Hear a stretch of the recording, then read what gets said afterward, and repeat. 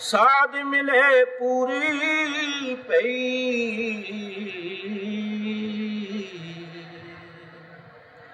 जन्म जन्म की आस, सहजो पायो भाव तो, सत्संगत में बास।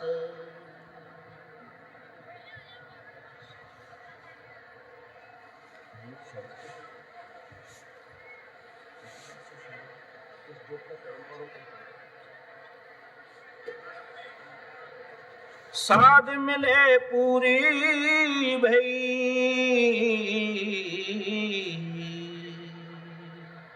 जन्म जन्म की आस, सहजो पायो भाव तो, सत्संगत में बास।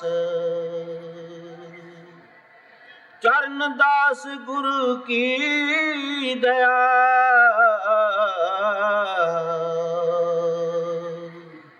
गया सकल संदेह, छूटे बाद विवाद सब, भई सहज गत ले।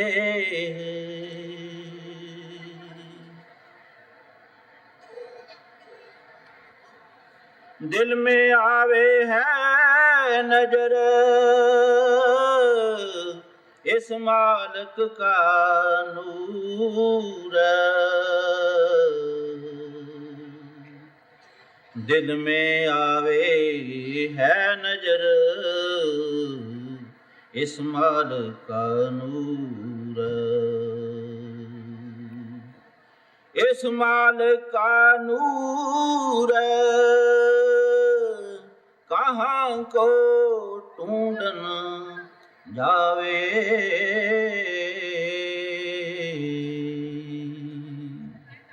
सब में पुर समान दर्श कर बैठा पावे। धरती नभ जल पवन तेहू का सकल पसारा,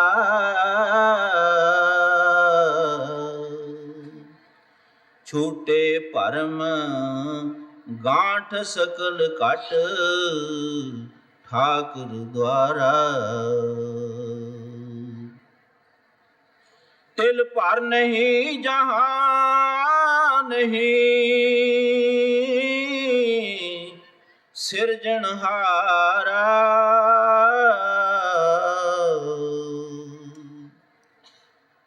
वही आवे नजर फुरा विश्वास हमारा। पलटू नेड़े सांच के झूठे से है दूर,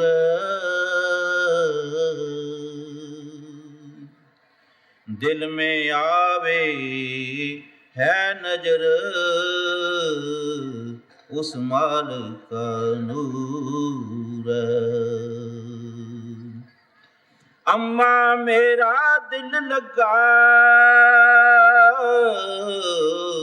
मुझसे रहा न जाए,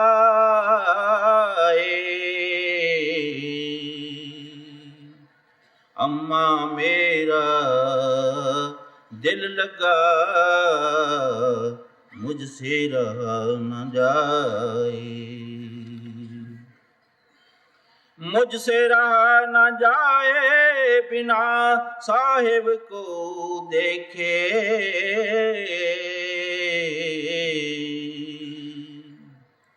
जान तस्दीक करूं लगे साहिब के लेखे। मुझको भया है रोग जाएगा जीव हमारा, ऐ कर दारू जही मिले जब प्रीतम प्यारा। पड़ा प्रेम जंजाल, जिकर सीने में लागी।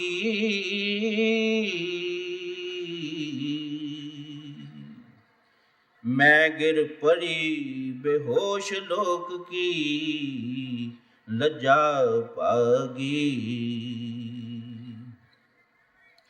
पलटू सतगुर वैद बिन कौन सके समझाए। अम्मा मेरा दिल लगा मुझसे रहा न जाए।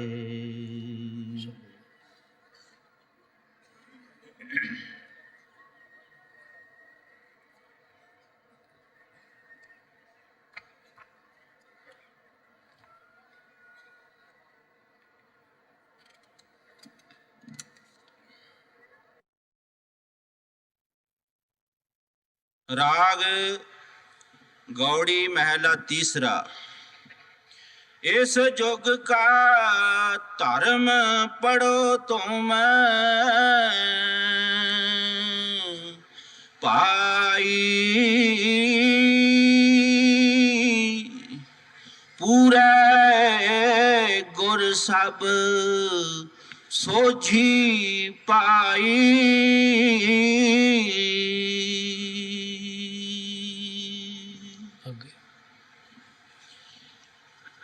इत्थे अगे हर नाम सुखाई।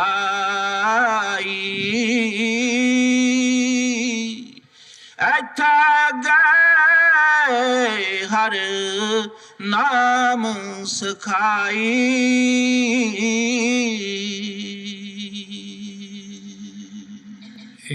ਇਹ ਤੀਸਰੀ ਪਾਤਸ਼ਾਹੀ ਸ੍ਰੀ ਗੁਰੂ ਅਮਰਦਾਸ ਜੀ ਮਹਾਰਾਜ ਦੀ ਬਾਣੀ ਹੈ। ਆਪ ਗੁਰੂ ਨਾਨਕ ਸਾਹਿਬ ਦੇ ਘਰ ਦੇ ਉਪਦੇਸ਼ ਦੇ ਮੁਤਲਕ ਬੜੀ ਅੱਛੀ ਤਰ੍ਹਾਂ ਖੋਲ ਕੇ ਸਮਝਾ ਰਹੇ ਹਨ।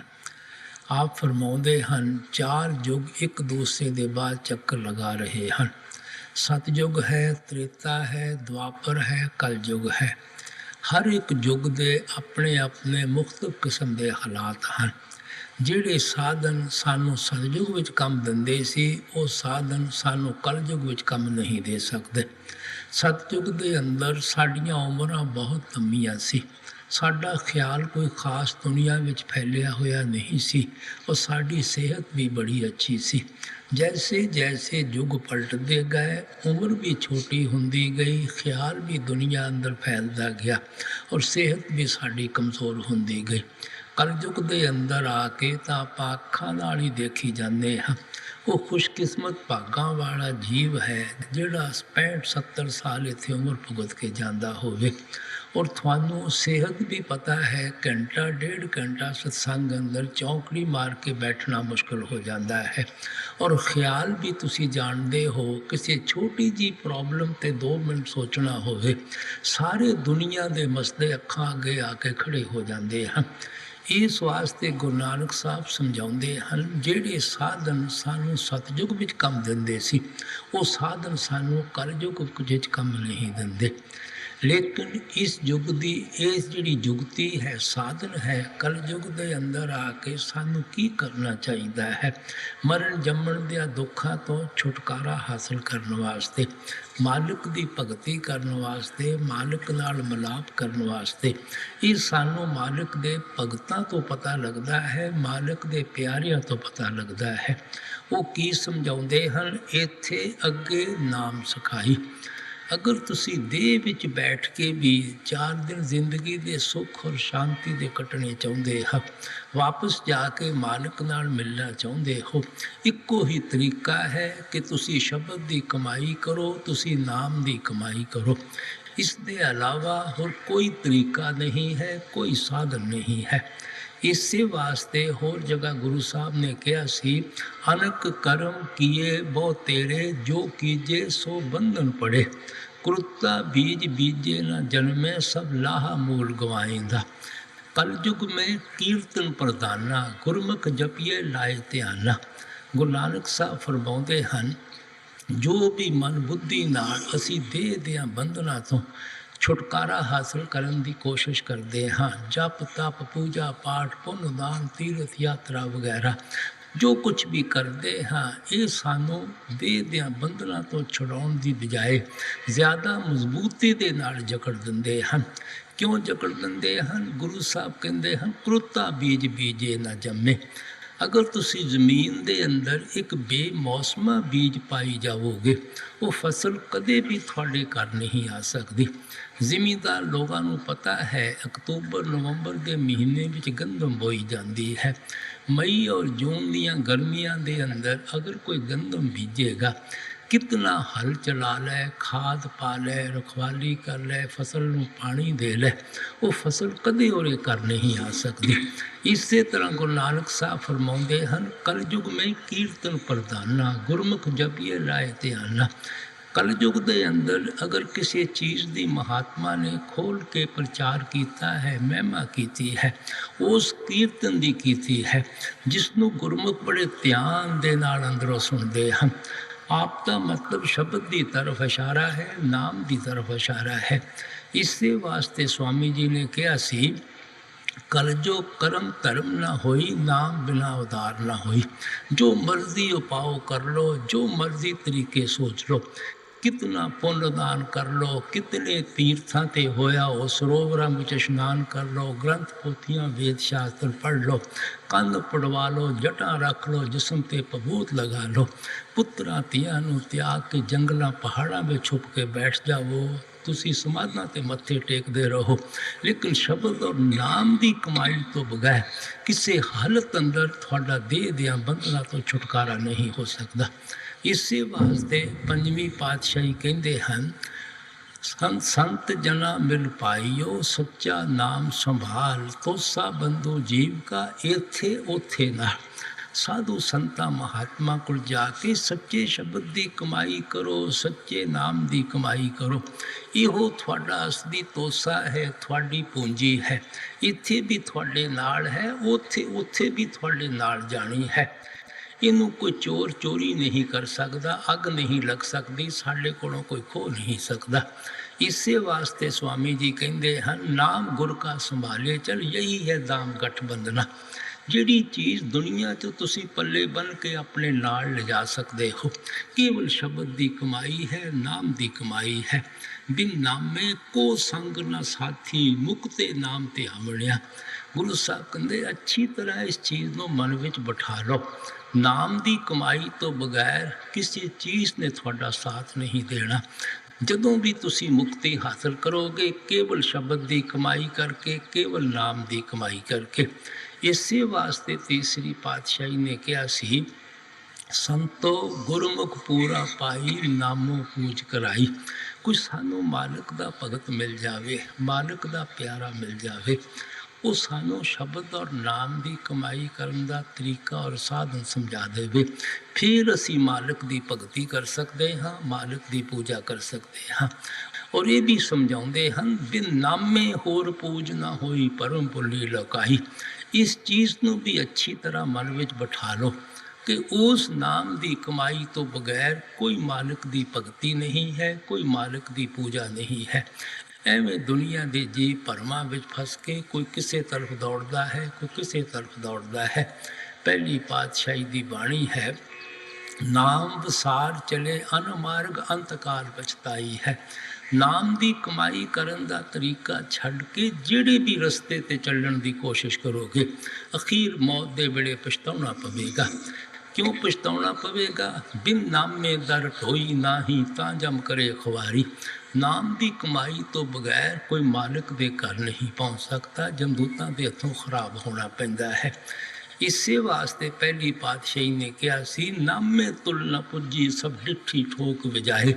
ਗੁਰੂ ਸਾਹਿਬ ਕਹਿੰਦੇ, ਮੈਂ ਕੋਈ ਸੁਣੀਆਂ ਸੁਣਾਈਆਂ ਗੱਲਾਂ ਨਹੀਂ ਕਰਦਾ, ਪੜ੍ਹੀਆਂ ਪੜ੍ਹਾਈਆਂ ਗੱਲਾਂ ਨਹੀਂ ਕਰਦਾ, ਠੋਕ ਵਜਾ ਕੇ ਤੁਹਾਨੂੰ ਜ਼ਾਤੀ ਤਜਰਬਾ ਸਮਝਾਉਣਾ ਹਾਂ। ਕੋਈ ਚੀਜ਼ ਕਦੇ ਨਾਮ ਭਗਤੀ ਦਾ ਮੁਕਾਬਲਾ ਨਹੀਂ ਕਰ ਸਕਦੀ। ਇਸੇ ਵਾਸਤੇ ਕਹਿੰਦੇ, ਸੱਚੋਂ ਉਰੇ ਸਭ ਕੋ ਉਪਰ ਸੱਚ ਅਚਾ। ਜੋ ਵੀ ਜਪ ਤਪ ਪੂਜਾ ਪਾਠ ਪੁੰਨ ਦਾਨ ਹੱਠ ਕਰਮਾਂ ਦਾ ਫਲ ਵਗੈਰਾ ਹੈ, इन्हां दा सारा फल शब्द और नाम की कमाई के नीचे नीचे रह जाता है। उच्चे तो उच्चा सुच्चे तो सुच्चा जिहड़ा फल है वो शब्द की कमाई का है, नाम की कमाई का है। इसे वास्ते गुरु नानक साहब ने कहा सी, नानक नाम विसरे छूटे शब्द कमाई। भरावा उस नाम नूं तां कदे सुपने अंदर भी विसारन की कोशिश ना करी, क्योंकि जदों भी तू देह दियां बंधनां तो छुटेगा केवल शब्द की कमाई करके, केवल नाम की कमाई करके। ਇਹੋ स्वामी जी ने उपदेश किया सी, गुर कहे खोल कर पाई लग शब्द अनाहद जाई, बिन शब्द अपाओ न दूजा काया को छुटे न खूजा। स्वामी जी कहते अच्छी तरह इस चीज़ को मन में बिठा लो कि शब्द और नाम की कमाई तो बगैर थोड़ा देह दियां बंधनां तो कभी भी छुटकारा नहीं हो सकता। फिर फरमाउंदे हन, सुरत शब्द कमाई करना जतन दूर और सब करना। सिर्फ सुरत शब्द का अभ्यास करना है, और कोई उपाव करने की ज़रूरत नहीं है, कोई तरीका सोचने की ज़रूरत नहीं है। यो सानू कबीर साहब ने कहा सी, जब ही नाम हृदय तरियो भयो पाप का नाश, जैसे चिंगी आग की पड़ी पुरानी कास, कितना भी खुश्क कास का ढेर लिया लिया के तुसी इकट्ठा क्यों ना कर लवो, एक अग का चिंग्याड़ा सारे कास नूं जाल के राख सुहा कर दिंदा है। इसे तरह साढ़े साकत पुरुषों के कितने भैड़े खोटे पाप और कर्म क्यों ना होण, वो जिहड़ी शब्द और नाम की कमाई है वो सारिया कर्मां का सिलसिला खत्म कर देंदी है। इस वास्ते इत्थे गुरु नानक साहब कहते कलयुग के अंदर आके गुरु नानक अगर किसी महात्मा ने होका दिता है वो शब्द का होका दिता है। इसे वास्ते कहते कलू आया नाम बो। कलयुग के अंदर तो आके तो महात्मा ने बड़ा खोल के शब्द और नाम का प्रचार किया है, लेकिन जिस शब्द और नाम की गुरु कर महिमा करता है वो साढ़े लफ्ज़ नहीं है, वो ताकत है जिसने दुनिया की रचना पैदा की है, जिसके आधार खंड ब्रह्मंड खड़े हैं, जिसने ऐस दुनिया नू पैदा किया है।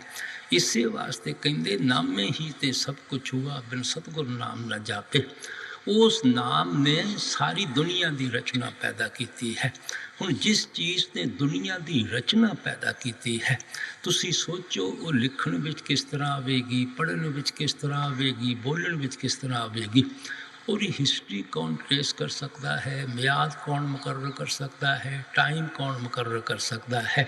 ये जितने भी अपने लफ्ज़ हैं आपो अपने प्यार विच आके आपां मालिक दे नाम रखे बैठे हाँ, अल्लाह वाहिगुरु राधा स्वामी परमेश्वर वगैरह, ये सब लिखण विच आ जाते हैं, पढ़न विच आ जाते हैं, बोलण विच आ जाते हैं।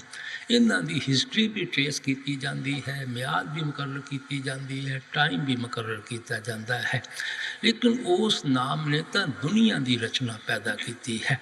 वो कित्थे है? वो साडे शरीर के अंदर है, साडी देह और साडे वजूद के अंदर है। इसे वास्ते गुरु घर ने कहा सी, शरीरों बाहर को पालन जाए, नाम न ले बहुत वगार दुख पाए।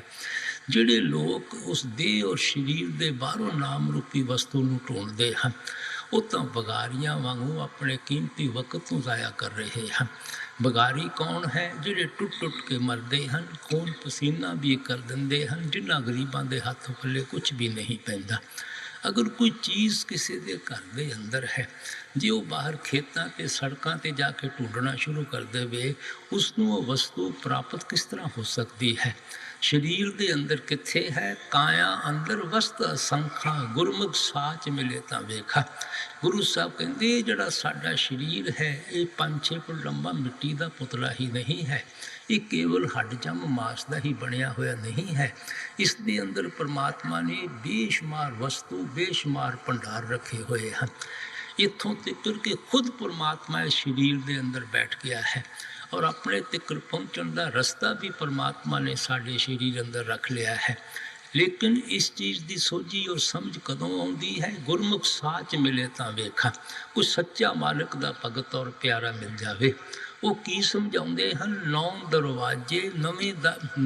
दरवाजे 10वें मुक्ता अनहद शब्द वजावड़िया। वो समझाते हैं कि अखां तो नीचे नीचे तो इंद्रियां के भोग हैं, विषयां वकारां शराबां कबाबां दी लस्तां हैं। आ जिहड़ी अखां दे पिछे जगह जिन्हों 10वां कहते हैं, ये साडे असली घर का दरवाज़ा है। जिसने भी घर ਦੇ ਅੰਦਰ ਜਾਣਾ ਹੈ ਪਹਿਲਾਂ ਉਹਨੂੰ ਦਰਵਾਜ਼ੇ ਦੀ ਖੋਜ ਕਰਨੀ ਪੈਂਦੀ ਹੈ। ਦਰਵਾਜ਼ਾ ਖੁੱਲ੍ਹਦਾ ਹੈ ਅੰਦਰੋਂ, ਫਿਰ ਉਹ ਘਰ ਦੇ ਅੰਦਰ ਦਾਖਲ ਹੁੰਦਾ ਹੈ। ਉਸ ਆਪਣੇ ਘਰ ਦੇ ਦਰਵਾਜ਼ੇ ਦੀ ਕੀ ਨਿਸ਼ਾਨੀ ਹੈ? ਗੁਰੂ ਸਾਹਿਬ ਕਹਿੰਦੇ ਅਨਹਦ ਸ਼ਬਦ ਵਜਾਵਣਿਆ। ਉਸ ਘਰ ਦੇ ਦਰਵਾਜ਼ੇ ਤੇ ਹਰ ਇੱਕ ਦੇ ਅੰਦਰ ਅਨਹਦ ਸ਼ਬਦ ਧੁਨਕਾਰਾਂ ਦੇ ਰਿਹਾ ਹੈ। ਅਗਰ ਉਹ ਵੱਜਦਾ ਹੈ, ਇਸ ਦਾ ਮਤਲਬ ਉਸ ਸ਼ਬਦ ਦੇ ਅੰਦਰ ਜੋ ਆਵਾਜ਼ ਵੀ ਹੈ, ਸ਼ਬਦ ਦੇ ਅੰਦਰ ਧੁਨੀ ਵੀ ਹੈ। ਇਸ ਵਾਸਤੇ ਗੁਰੂ ਸਾਹਿਬ ਨੇ ਉਸ ਨੂੰ ਨਿਰਮਲ ਨਾਦ ਵੀ ਕਹਿ ਕੇ ਬਿਆਨ ਕੀਤਾ ਹੈ। ਉਸ ਸ਼ਬਦ ਦੇ ਅੰਦਰ ਜੋਤੀ ਵੀ ਹੈ, ਸ਼ਬਦ ਦੇ ਅੰਦਰ ਪ੍ਰਕਾਸ਼ ਵੀ ਹੈ। ਇਸੇ ਵਾਸਤੇ ਕਹਿੰਦੇ ਹਨ ਰਾਮ ਨਾਮ ਹੈ ਜੋਤ ਸੁਭਾਈ ਤਤ ਗੁਰਮਤਿ ਕਾਲ ਲੀਜੇ। ਉਹ ਜਿਹੜੀ ਰਾਮ ਨਾਮ ਦੀ ਜੋਤ ਹੈ ਸਾਡੇ ਹਰ ਇੱਕ ਦੇ ਅੱਖਾਂ ਪਿੱਛੇ ਜਗਣ ਲੱਗੀ ਹੋਈ ਹੈ। ਲੇਕਿਨ ਜਿਤਨਾ ਚਿਰ ਗੁਰਮੁਖਾਂ ਦੀ ਮੱਤ ਉੱਤੇ ਨਹੀਂ ਚੱਲਦੇ, ਉਹਨਾਂ ਦੇ ਉਪਦੇਸ਼ ਉੱਤੇ ਨਹੀਂ ਚੱਲਦੇ, ਬੇਸ਼ੱਕ ਜੋਤ ਸਾਡੇ ਅੱਖਾਂ ਪਿੱਛੇ ਜਗਦੀ ਹੈ, ਅਸੀਂ ਉਸ ਜੋਤ ਨੂੰ ਦੇਖ ਨਹੀਂ ਸਕਦੇ। ਗੁਰਮੁਖਾਂ ਦੀ ਕੀ ਮੱਤ ਹੈ? 9 ਦਰਵਾਜ਼ੇ ਨਵੇਂ ਦਰ ਫੀਕੇ ਰਸ ਅੰਮ੍ਰਿਤ 10ਵੀਂ ਚ ਵੇਜੇ। ਗੁਰਮੁਖਾਂ ਦਾ ਇਹ ਉਪਦੇਸ਼ ਹੈ ਕਿ ਅੱਖਾਂ ਤੋਂ ਨੀਚੇ ਨੀਚੇ ਤਾਂ ਇੰਦਰੀਆਂ ਦੇ ਭੋਗ ਹਨ, ਵਿਸ਼ਿਆਂ ਵਕਾਰਾਂ ਸ਼ਰਾਬਾਂ ਕਬਾਬਾਂ ਦੀਆਂ ਲਸਤਾਂ ਹਨ। ਲੇਕਿਨ ਜਿਹੜਾ ਰਸ ਦਾ ਭਰਿਆ ਹੋਇਆ ਅੰਮ੍ਰਿਤ ਹੈ, ਜਿਸ ਨੂੰ ਪੀ ਕੇ ਹੀ ਤੁਹਾਡਾ ਮਨ ਨਿਰਮਲ ਪਿਓਰ ਔਰ ਪਵਿੱਤਰ ਹੋਣਾ ਹੈ, ਉਹ ਅੱਖਾਂ ਦੇ ਪਿੱਛੇ ਹੈ। ਸੋ ਜਿਤਨਾ ਚਿਰ ਇੱਥੇ ਖਿਆਲ ਇਕੱਠਾ ਨਹੀਂ ਕਰਦੇ ਜਿੱਥੇ ਕਿ ਅੰਮ੍ਰਿਤ ਵਰਸਣ ਲੱਗਾ ਹੋਇਆ ਹੈ, ਅਸੀਂ ਉਸ ਅੰਮ੍ਰਿਤ ਨੂੰ ਪੀ ਨਹੀਂ ਸਕਦੇ, ਅਮਰ ਹੋ ਨਹੀਂ ਸਕਦੇ, ਸਾਡਾ ਮਰਨ ਜੰਮਣ ਦੇ ਦੁੱਖਾਂ ਤੋਂ ਛੁਟਕਾਰਾ ਹੋ ਨਹੀਂ ਸਕਦਾ। ਇਸ ਵਾਸਤੇ ਗੁਰੂ ਨਾਨਕ ਸਾਹਿਬ ਉਹ ਸੱਚੇ ਸ਼ਬਦ ਦੀ ਮਹਿਮਾ ਕਰਦੇ ਹਨ, ਸੱਚੇ ਨਾਮ ਦੀ ਮਹਿਮਾ ਕਰਦੇ ਹਨ। ਉਹ ਚੋਰਾਂ ਅੰਦਰ ਵੀ ਹੈ, ਠੱਗਾਂ ਅੰਦਰ ਵੀ ਹੈ, ਸਾਧੂ ਸੰਤਾਂ ਮਹਾਤਮਾ ਅੰਦਰ ਵੀ ਹੈ। ਇੱਥੇ ਕਿਸੇ ਕੌਮ ਦਾ, ਮਜ਼ਹਬ ਦਾ, ਮੁਲਕ ਦਾ ਸਵਾਲ ਹੀ ਪੈਦਾ ਨਹੀਂ ਹੁੰਦਾ। ਕੋਈ ਹਿੰਦੂ ਹੋ ਕੇ ਅੰਦਰ ਜਾਏ, ਸਿੱਖ ਈਸਾਈ ਹੋ ਕੇ ਅੰਦਰ ਜਾਏ, ਜੋ ਖੁਸ਼ਕਿਸਮਤ ਭਾਗਾਂ ਵਾਲਾ ਅੱਖਾਂ ਪਿੱਛੇ ਖਿਆਲ ਇਕੱਠਾ ਕਰਦਾ ਹੈ, ਉਹ ਆਪਣੇ ਅੰਦਰੋਂ ਸ਼ਬਦ ਦੀਆਂ ਤੁਲਕਾਰ ਧੁਨਾਂ ਨੂੰ ਸੁਣਨਾ ਸ਼ੁਰੂ ਕਰ ਦਿੰਦਾ ਹੈ, ਸ਼ਬਦ ਦੀ ਜੋਤੀ, ਸ਼ਬਦ ਦੇ ਪ੍ਰਕਾਸ਼ ਨੂੰ ਦੇਖਣਾ ਸ਼ੁਰੂ ਕਰ ਦਿੰਦਾ ਹੈ। ਅਸੀਂ ਉਸ ਆਵਾਜ਼ ਦੇ ਜ਼ਰੀਏ ਅੰਦਰੋਂ ਘਰ ਦਾ ਰੁਖ ਕਾਇਮ ਕਰਨਾ ਹੈ, ਉਸ ਪ੍ਰਕਾਸ਼ ਦੇ ਜ਼ਰੀਏ ਅੰਦਰੋਂ ਆਪਣਾ ਰੂਹਾਨੀ ਸਫ਼ਰ ਤੈਅ ਕਰਨਾ ਹੈ, ਫਿਰ ਮੰਜ਼ਿਲ ਦਰ ਮੰਜ਼ਿਲ ਆਪਣੇ ਘਰ ਵਾਪਸ ਜਾਣਾ ਹੈ।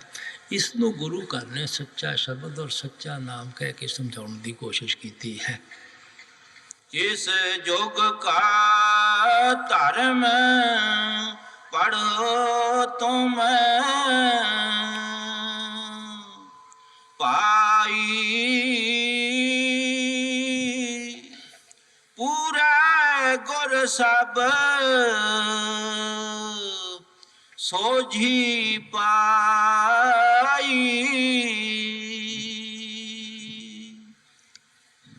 ਇੱਥੇ ਅੱਗੇ ਹਰ ਨਾਮ ਸਖਾਈ, ਇੱਥੇ ਅੱਗੇ ਹਰ ਨਾਮ ਸਖਾਈ।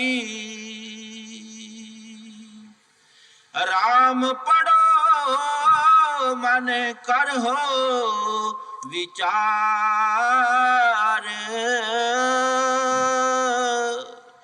ਗੁਰ ਪ੍ਰਸਾਦੀ ਮੈਲ ਉਤਾਰ। ਆਪ ਸਮਝਾਉਂਦੇ ਹਨ ਕਿ ਸਾਡਾ ਮਨ ਇਸ ਮਾਇਆ ਦੇ ਜਾਲ ਵਿੱਚ ਫਸ ਕੇ ਅਤੀ ਗੰਦਾ ਹੋ ਚੁੱਕਾ ਹੈ, ਅਤੀ ਮੈਲਾ ਹੋ ਚੁੱਕਾ ਹੈ। ਬੇਸ਼ੱਕ ਸਾਡੀ ਆਤਮਾ ਉਸ ਪਰਮਾਤਮਾ ਦੀ ਅੰਸ਼ ਹੈ, ਅਸੀਂ ਉਸ ਸਤਨਾਮ ਸਮੁੰਦਰ ਦੇ ਕਤਰੇ ਹਾਂ, ਲੇਕਿਨ ਮਾਲਿਕ ਦੇ ਕੋਲੋਂ ਵਿਛੜ ਕੇ ਇਸਨੇ ਇੱਥੇ ਆ ਕੇ ਮਨ ਦਾ ਸਾਥ ਲੈ ਲਿਆ। ਮਨ ਅੱਗੇ ਇੰਦਰੀਆਂ ਦੇ ਭੋਗਾਂ, ਵਿਸ਼ਿਆਂ, ਵਕਾਰਾਂ, ਸ਼ਰਾਬਾਂ, ਕਬਾਬਾਂ ਦਾ ਆਸ਼ਿਕ ਹੈ। ਜੋ ਜੋ ਕਰਮ ਮਨ ਦੇ ਤਾਬੇ ਹੋ ਕੇ ਕਰਦੇ ਹਾਂ, ਉਸ ਦਾ ਨਤੀਜਾ ਸਾਥ ਸਾਥ ਸਾਡੀ ਆਤਮਾ ਨੂੰ ਦੇਣਾ ਪੈਂਦਾ ਹੈ। ਦੁਨੀਆ ਦੀਆਂ ਖਾਸ਼ਾਂ ਕਰਕੇ, ਇੰਦਰੀਆਂ ਦੇ ਭੋਗਾਂ ਵਿੱਚ ਫਸ ਕੇ, ਦੁਨੀਆ ਦੇ ਭੈੜੇ ਖੋਟੇ ਪਾਪ ਔਰ ਕਰਮ ਕਰਕੇ ਅਸੀਂ ਮਨ 'ਤੇ ਬਹੁਤ ਜ਼ਿਆਦਾ ਮੈਲਾਂ ਇਕੱਠੀਆਂ ਕਰ ਬੈਠੇ ਹਾਂ। ਸੋ ਇਸ ਵਾਸਤੇ ਆਪ ਪਿਆਰ ਨਾਲ ਸਮਝਾਉਂਦੇ ਹਨ, ਇਹ ਮਨ ਹੈ ਜਿਹੜਾ ਸਾਡੇ ਔਰ ਮਾਲਿਕ ਦੇ ਦਰਮਿਆਨ ਜ਼ਬਰਦਸਤ ਰੁਕਾਵਟ ਬਣ ਕੇ ਖੜਾ ਹੋ ਚੁੱਕਾ ਹੈ। ਜਿਤਨਾ ਚਿਰ ਮਨ ਦੀਆਂ ਮੈਲਾਂ ਦੂਰ ਨਹੀਂ ਹੁੰਦੀਆਂ, ਆਤਮਾ ਬੇਸ਼ੱਕ ਪਰਮਾਤਮਾ ਦੀ ਅੰਸ਼ ਹੈ, ਇਹ ਕਦੇ ਵੀ ਵਾਪਸ ਜਾ ਕੇ ਪਰਮਾਤਮਾ ਦੇ ਮਿਲਣ ਦੇ ਕਾਬਲ ਨਹੀਂ ਹੋ ਸਕਦੀ। ਮਨ ਦੀਆਂ ਮੈਲਾਂ ਕਦੋਂ ਦੂਰ ਹੁੰਦੀਆਂ ਹਨ? ਜਦੋਂ ਮਨ ਵਾਪਸ ਬ੍ਰਹਮ ਤਿਰਕੁਟੀ ਆਪਣੇ ਟਿਕਾਣੇ ਪਹੁੰਚ ਜਾਂਦਾ ਹੈ।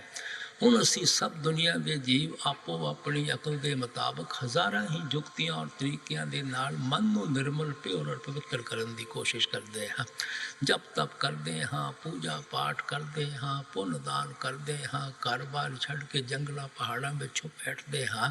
ਇਹ ਸਾਰੇ ਸਾਧਨ, ਸਾਰੇ ਤਰੀਕੇ ਆਪਾਂ ਮਨ ਨੂੰ ਹੀ ਨਿਰਮਲ ਕਰਨ ਵਾਸਤੇ ਕਰਦੇ ਹਾਂ। ਅਸੀਂ ਹੱਠ ਕਰਮਾਂ ਦੇ ਜ਼ਰੀਏ, ਡਿਸਿਪਲਿਨ ਦੇ ਜ਼ਰੀਏ ਜ਼ਬਰਦਸਤੀ ਖਿਆਲ ਨੂੰ ਦੁਨੀਆ 'ਚੋਂ ਕੱਢਣ ਦੀ ਕੋਸ਼ਿਸ਼ ਕਰਦੇ ਹਾਂ। ਅੱਗੇ ਜਾ ਕੇ ਕਿਤੇ ਅਟੈਚ ਨਹੀਂ ਹੁੰਦਾ, ਦੁਨੀਆ ਵਿੱਚ ਹੀ ਰਿਐਕਟ ਔਰ ਰਿਬਾਊਂਡ ਕਰਨਾ ਸ਼ੁਰੂ ਕਰ ਦਿੰਦਾ ਹੈ। ਇਸ ਵਾਸਤੇ ਗੁਰੂ ਨਾਨਕ ਸਾਹਿਬ ਕਹਿੰਦੇ ਹੱਠ ਕਰਮਾਂ ਦੇ ਜ਼ਰੀਏ, ਡਿਸਿਪਲਿਨ ਦੇ ਜ਼ਰੀਏ ਅਸੀਂ ਕਿਤਨੀ ਕੋਸ਼ਿਸ਼ ਕਰ ਲਈਏ, ਅਸੀਂ ਮਨ ਨੂੰ ਕਦੇ ਨਿਰਮਲ, ਕਦੇ ਪਵਿੱਤਰ ਨਹੀਂ ਕਰ ਸਕਦੇ। ਅਸੀਂ ਕਿਸ ਤਰ੍ਹਾਂ ਮਨ ਨੂੰ ਨਿਰਮਲ ਪਵਿੱਤਰ ਕਰਾਂਗੇ? ਗੁਰ ਪ੍ਰਸ਼ਾਦੀ, ਗੁਰਮੁਖਾਂ ਦੇ ਦੱਸੇ ਹੋਏ ਉਪਦੇਸ਼ ਉੱਤੇ ਚੱਲ ਕੇ ਮਨ ਨਿਰਮਲ ਪਿਓਰ ਔਰ ਪਵਿੱਤਰ ਹੁੰਦਾ ਹੈ।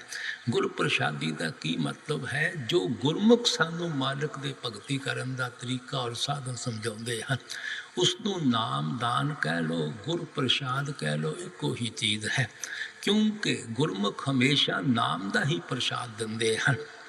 ਪ੍ਰਸ਼ਾਦ ਵੀ ਖੁਸ਼ੀ ਨਾਲ ਦਿੱਤਾ ਜਾਂਦਾ ਹੈ, ਦਾਨ ਵੀ ਖੁਸ਼ੀ ਨਾਲ ਦਿੱਤਾ ਜਾਂਦਾ ਹੈ। ਸਭ ਤੋਂ ਉੱਚਾ ਜਿਹੜਾ ਪ੍ਰਸ਼ਾਦ ਗੁਰਮੁਖਾਂ ਦਾ ਹੈ ਉਹ ਨਾਮ ਦੀ ਕਮਾਈ ਕਰਨ ਦਾ ਤਰੀਕਾ ਹੈ। ਜਿਹੜਾ ਉੱਚੇ ਤੋਂ ਉੱਚਾ ਸਾਨੂੰ ਦਾਨ ਦਿੰਦੇ ਹਨ ਉਹ ਨਾਮ ਦਾ ਦਾਨ ਦਿੰਦੇ ਹਨ। ਸੋ ਗੁਰ ਪ੍ਰਸ਼ਾਦ ਔਰ ਨਾਮ ਦਾ ਦਾਨ ਇੱਕੋ ਹੀ ਚੀਜ਼ ਹੈ ਕਿ ਜਦੋਂ ਵੀ ਸਾਡਾ ਮਨ ਨਿਰਮਲ ਹੋਵੇਗਾ ਉਸ ਸ਼ਬਦ ਦੀ ਕਮਾਈ ਕਰਕੇ, ਨਾਮ ਦੀ ਕਮਾਈ ਕਰਕੇ। ਇਸੇ ਵਾਸਤੇ ਗੁਰੂ ਨਾਨਕ ਸਾਹਿਬ ਨੇ ਕਿਹਾ ਸੀ, ਸਤਿਗੁਰ ਪੁਰਖ ਅੰਮ੍ਰਿਤ ਸਰ ਵੱਡ ਭਾਗੀ ਨਾਵਣ ਆਏ।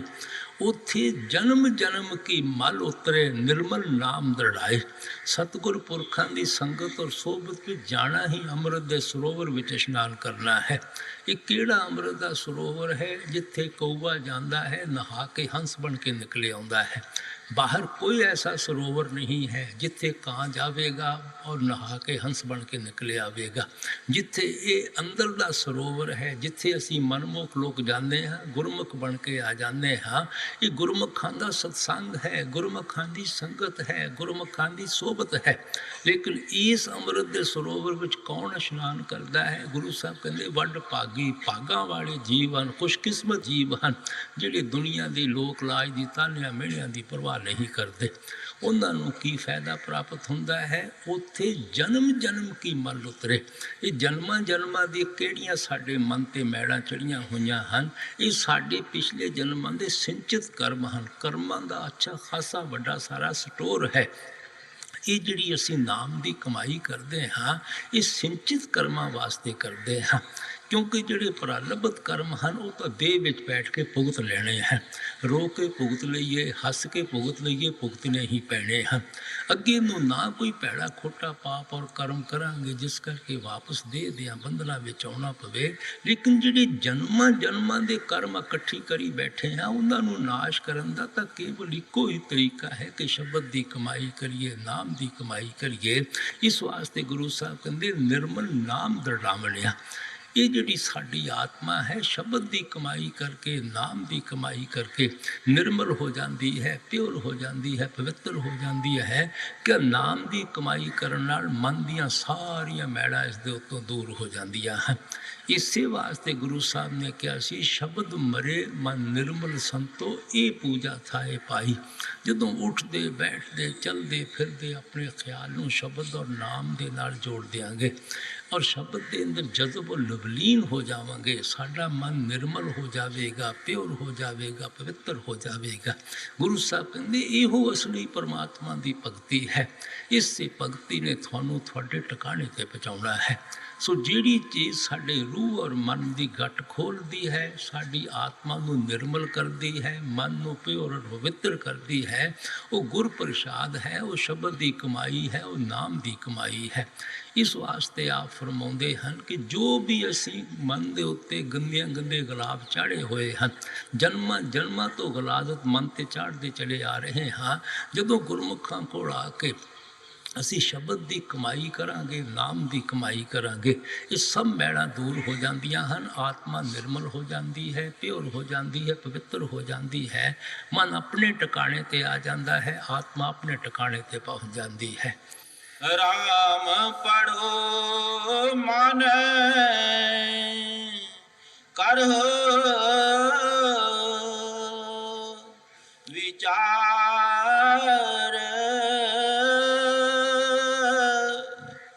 ਗੁਰ ਪ੍ਰਸਾਦੀ ਮੈਲ ਉਤਾਰ ਵਾਦ ਵਿਰੋਧ ਨਾ ਪਾਇਆ ਜਾਏ ਮਨ ਤਨ ਫੀਕਾ ਦੂਜੇ ਪਾਏ। ਫਰਮਾਉਂਦੇ ਹਨ ਬਹਿਸ ਬਬਾਸਾ ਕਰਨ ਦੇ ਨਾਲ, ਗ੍ਰੰਥ ਪੋਥੀਆਂ ਵੇਦ ਸ਼ਾਸਤਰ ਪੜ੍ਹਨ ਦੇ ਨਾਲ ਸਾਡਾ ਮਨ ਕਦੇ ਨਿਰਮਲ ਨਹੀਂ ਹੋ ਸਕਦਾ, ਪਿਓਰ ਨਹੀਂ ਹੋ ਸਕਦਾ, ਪਵਿੱਤਰ ਨਹੀਂ ਹੋ ਸਕਦਾ। ਨਾ ਸਾਡਾ ਮਨ ਪਿਓਰ ਔਰ ਪਵਿੱਤਰ ਹੁੰਦਾ ਹੈ, ਨਾ ਸਾਡਾ ਤਨ ਪਿਓਰ ਔਰ ਪਵਿੱਤਰ ਹੁੰਦਾ ਹੈ। ਜਿਤਨਾ ਚਿਰ ਮਨ ਇਸ ਤਨ ਦੇ ਜ਼ਰੀਏ ਇੰਦਰੀਆਂ ਦੇ ਭੋਗਾਂ, ਵਿਸ਼ਿਆਂ, ਵਕਾਰਾਂ, ਸ਼ਰਾਬਾਂ, ਕਬਾਬਾਂ, ਕੌਮਾਂ, ਮਸਬਾਂ, ਮੁਲਕਾਂ, ਪੁੱਤਰਾਂ, ਧੀਆਂ ਦੇ ਪਿਆਰ ਵਿੱਚ ਫਸਿਆ ਹੋਇਆ ਹੈ, ਇਹ ਤਨ ਸਾਡਾ ਅਤੀ ਗੰਦਾ ਹੋ ਚੁੱਕਾ ਹੈ, ਅਤੀ ਮੈਲਾ ਹੋ ਚੁੱਕਾ ਹੈ। ਮਨ ਵੀ ਮੈਲਾ ਹੋ ਗਿਆ ਹੈ, ਤਨ ਵੀ ਮੈਲਾ ਹੋ ਗਿਆ ਹੈ। ਇਸ ਵਾਸਤੇ ਗੁਰੂ ਸਾਹਿਬ ਕਹਿੰਦੇ ਅਗਰ ਤੁਸੀਂ ਤਨ ਨੂੰ ਵੀ ਨਿਰਮਲ ਕਰਨਾ ਚਾਹੁੰਦੇ ਹੋ, ਮਨ ਨੂੰ ਵੀ ਨਿਰਮਲ ਕਰਨਾ ਚਾਹੁੰਦੇ ਹੋ, ਤੁਸੀਂ ਗ੍ਰੰਥ ਪੋਥੀਆਂ ਵੇਦ ਸ਼ਾਸਤਰ ਪੜ੍ਹ ਕੇ ਨਹੀਂ ਕਰ ਸਕਦੇ, ਤੁਸੀਂ ਬਹਿਸ ਮਬਾਸਾ ਕਰਕੇ ਨਹੀਂ ਕਰ ਸਕਦੇ, ਤੁਸੀਂ ਸਿਰਫ ਸ਼ਬਦ ਦੀ ਕਮਾਈ ਕਰਕੇ ਕਰ ਸਕਦੇ ਹੋ, ਨਾਮ ਦੀ ਕਮਾਈ ਕਰਕੇ ਕਰ ਸਕਦੇ ਹੋ। ਇਸੇ ਵਾਸਤੇ ਗੁਰੂ ਸਾਹਿਬ ਨੇ ਕਿਹਾ ਸੀ ਪੜ੍ਹੀਏ ਜੇਤੇ ਬਰਸ ਬਰਸ, ਪੜ੍ਹੀਏ ਜੇਤੇ ਮਾਸ, ਪੜ੍ਹੀਏ ਜੇਤੇ ਸਵਾਸ ਚਾਸੋ, ਪੜ੍ਹੀਏ ਜੇਤੇ ਆਰਜਾ, ਪੜ੍ਹੀਏ ਜੇਤੇ ਸਵਾਸ, ਨਾਨਕ ਲੇਖੇ ਇੱਕ ਗੱਲ ਹਰ ਹੋਮੇ ਚੱਖਣ ਚਾਹ। ਤੁਸੀਂ ਸਾਰੀ ਜ਼ਿੰਦਗੀ ਪੜ੍ਹੋ, ਦਿਨ ਰਾਤ ਪੜ੍ਹੋ, ਸਵਾਸ ਦੇ ਨਾਲ ਪੜ੍ਹੋ, ਇੱਕੋ ਚੀਜ਼ ਤੁਹਾਡੇ ਲੇਖੇ ਵਿੱਚ ਲਿਖੀ ਜਾਣੀ ਹੈ ਜਿਹੜੀ ਤੁਹਾਡੀ ਸੁਰਤ ਅੰਦਰ ਸ਼ਬਦ ਨੂੰ ਪਕੜਦੀ ਹੈ। ਅਗਰ ਸੁਰਤ ਅੰਦਰ ਸ਼ਬਦ ਨੂੰ ਨਹੀਂ ਪਕੜਦੀ, ਤੁਹਾਡਾ ਸਾਰਾ ਪੜ੍ਹਨਾ ਪੜਾਉਣਾ ਫਜ਼ੂਲ ਚਲੇ ਜਾਂਦਾ ਹੈ। ਗੁਰੂ ਸਾਹਿਬ ਕਹਿੰਦੇ ਪੜ੍ਹ ਪੜ੍ਹ ਪੰਡਤ ਔਰਾਂ ਸਮਝਾਏ, ਘਰ ਜਲ ਤੇ ਕੀ ਖਬਰ ਨਾ ਪਾਏ। ਪੰਡਤ ਜਾਂ ਭਾਈ ਲੋਕ ਦੁਨੀਆ ਨੂੰ ਪੜ੍ਹ ਪੜ੍ਹ ਕੇ ਜ਼ਰੂਰ ਸਮਝਾਉਣ ਦੀ ਕੋਸ਼ਿਸ਼ ਕਰਦੇ ਹਨ। ਜਿਹੜੇ ਆਪਣੇ ਘਰ ਕਾਮ ਕ੍ਰੋਧ ਲੋਭ ਮੋਹ ਹੰਕਾਰ ਦੀ ਅੱਗ ਲੱਗੀ ਹੋਈ ਹੈ, ਨਾ ਉਸ ਅਗਨੀ ਦਾ ਪਤਾ ਹੈ, ਨਾ ਕਦੇ ਬੁਝਾਉਣ ਦੇ ਮੁਤਲਕ ਅਸੀਂ ਵਿਚਾਰ ਕੀਤਾ ਹੈ। ਗੁਰੂ ਸਾਹਿਬ ਕਹਿੰਦੇ ਪੜ੍ਹ ਪੜ੍ਹ ਥੱਕੇ ਸ਼ਾਂਤ ਨਾ ਆਏ, ਬਿਨ ਸਤਿਗੁਰ ਕੋਈ ਨਾਮ ਨਾ ਪਾਏ। ਤੁਸੀਂ ਪੜ੍ਹ ਪੜ੍ਹ ਕੇ ਥੱਕ ਜਾਵੋ, ਚੂਰ ਹੋ ਜਾਵੋ, ਤੁਹਾਡੇ ਮਨ ਵਿੱਚ ਕਦੇ ਸੁੱਖ ਔਰ ਸ਼ਾਂਤੀ ਨਹੀਂ ਆ ਸਕਦੀ। ਜਿਤਨਾ ਚਿਰ ਗੁਰਮੁਖਾਂ ਕੋਲ ਜਾ ਕੇ ਸ਼ਬਦ ਦੀ ਕਮਾਈ ਨਹੀਂ ਕਰਦੇ, ਨਾਮ ਦੀ ਕਮਾਈ ਨਹੀਂ ਕਰਦੇ। ਇਹ ਸਾਡੇ ਗ੍ਰੰਥ ਪੋਥੀਆਂ ਵੇਦ ਸ਼ਾਸਤਰ ਕਿਆ ਚੀਜ਼ਾਂ ਹਨ। ਤੁਸੀਂ ਦੇਖੋ ਰਿਸ਼ੀਆਂ ਮੁਨੀਆਂ ਨੇ, ਗੁਰੂ ਸਾਹਿਬਾਨ ਨੇ, ਸੰਤਾਂ ਮਹਾਤਮਾ ਨੇ, ਮਾਲਕ ਦੇ ਭਗਤਾਂ ਔਰ ਪਿਆਰਿਆਂ ਨੇ, ਪੀਰਾਂ ਪੈਗੰਬਰਾਂ ਨੇ ਮਿਹਨਤਾਂ ਕੀਤੀਆਂ, ਮਾਲਕ ਨਾਲ ਵਸਾਲ ਕੀਤਾ। ਜੋ ਜੋ ਨਜ਼ਾਰੇ ਉਹਨਾਂ ਨੂੰ ਰਸਤੇ ਵਿੱਚ ਆਏ, ਜੋ ਜੋ ਮੁਸ਼ਕਲਾਂ ਉਹਨਾਂ ਨੇ ਰਸਤੇ ਵਿੱਚ ਮਹਿਸੂਸ ਕੀਤੀਆਂ, ਉਹਨਾਂ ਨੂੰ ਦੂਰ ਕਰਨ ਵਾਸਤੇ, ਉਹਨਾਂ ਨਜ਼ਾਰਿਆਂ ਦੇ ਮੁਤਲਕ ਲਿਖਣ ਵਾਸਤੇ ਸਾਰਾ ਜ਼ਿਕਰ ਗ੍ਰੰਥਾਂ ਪੋਥੀਆਂ ਵੇਦਾਂ ਸ਼ਾਸਤਰਾਂ ਵਿੱਚ ਕਰ ਦਿੱਤਾ। ਇਹ ਜੋ ਵੀ ਸਾਡੀਆਂ ਮਤਬਰਕ ਰੂਹਾਨੀ ਧਰਮ ਪੁਸਤਕਾਂ ਹਨ, ਇਹ ਉਹਨਾਂ ਮਹਾਤਮਾ ਦੇ ਰੂਹਾਨੀ ਤਜਰਬੇ ਦਾ ਰਿਕਾਰਡ ਹਨ।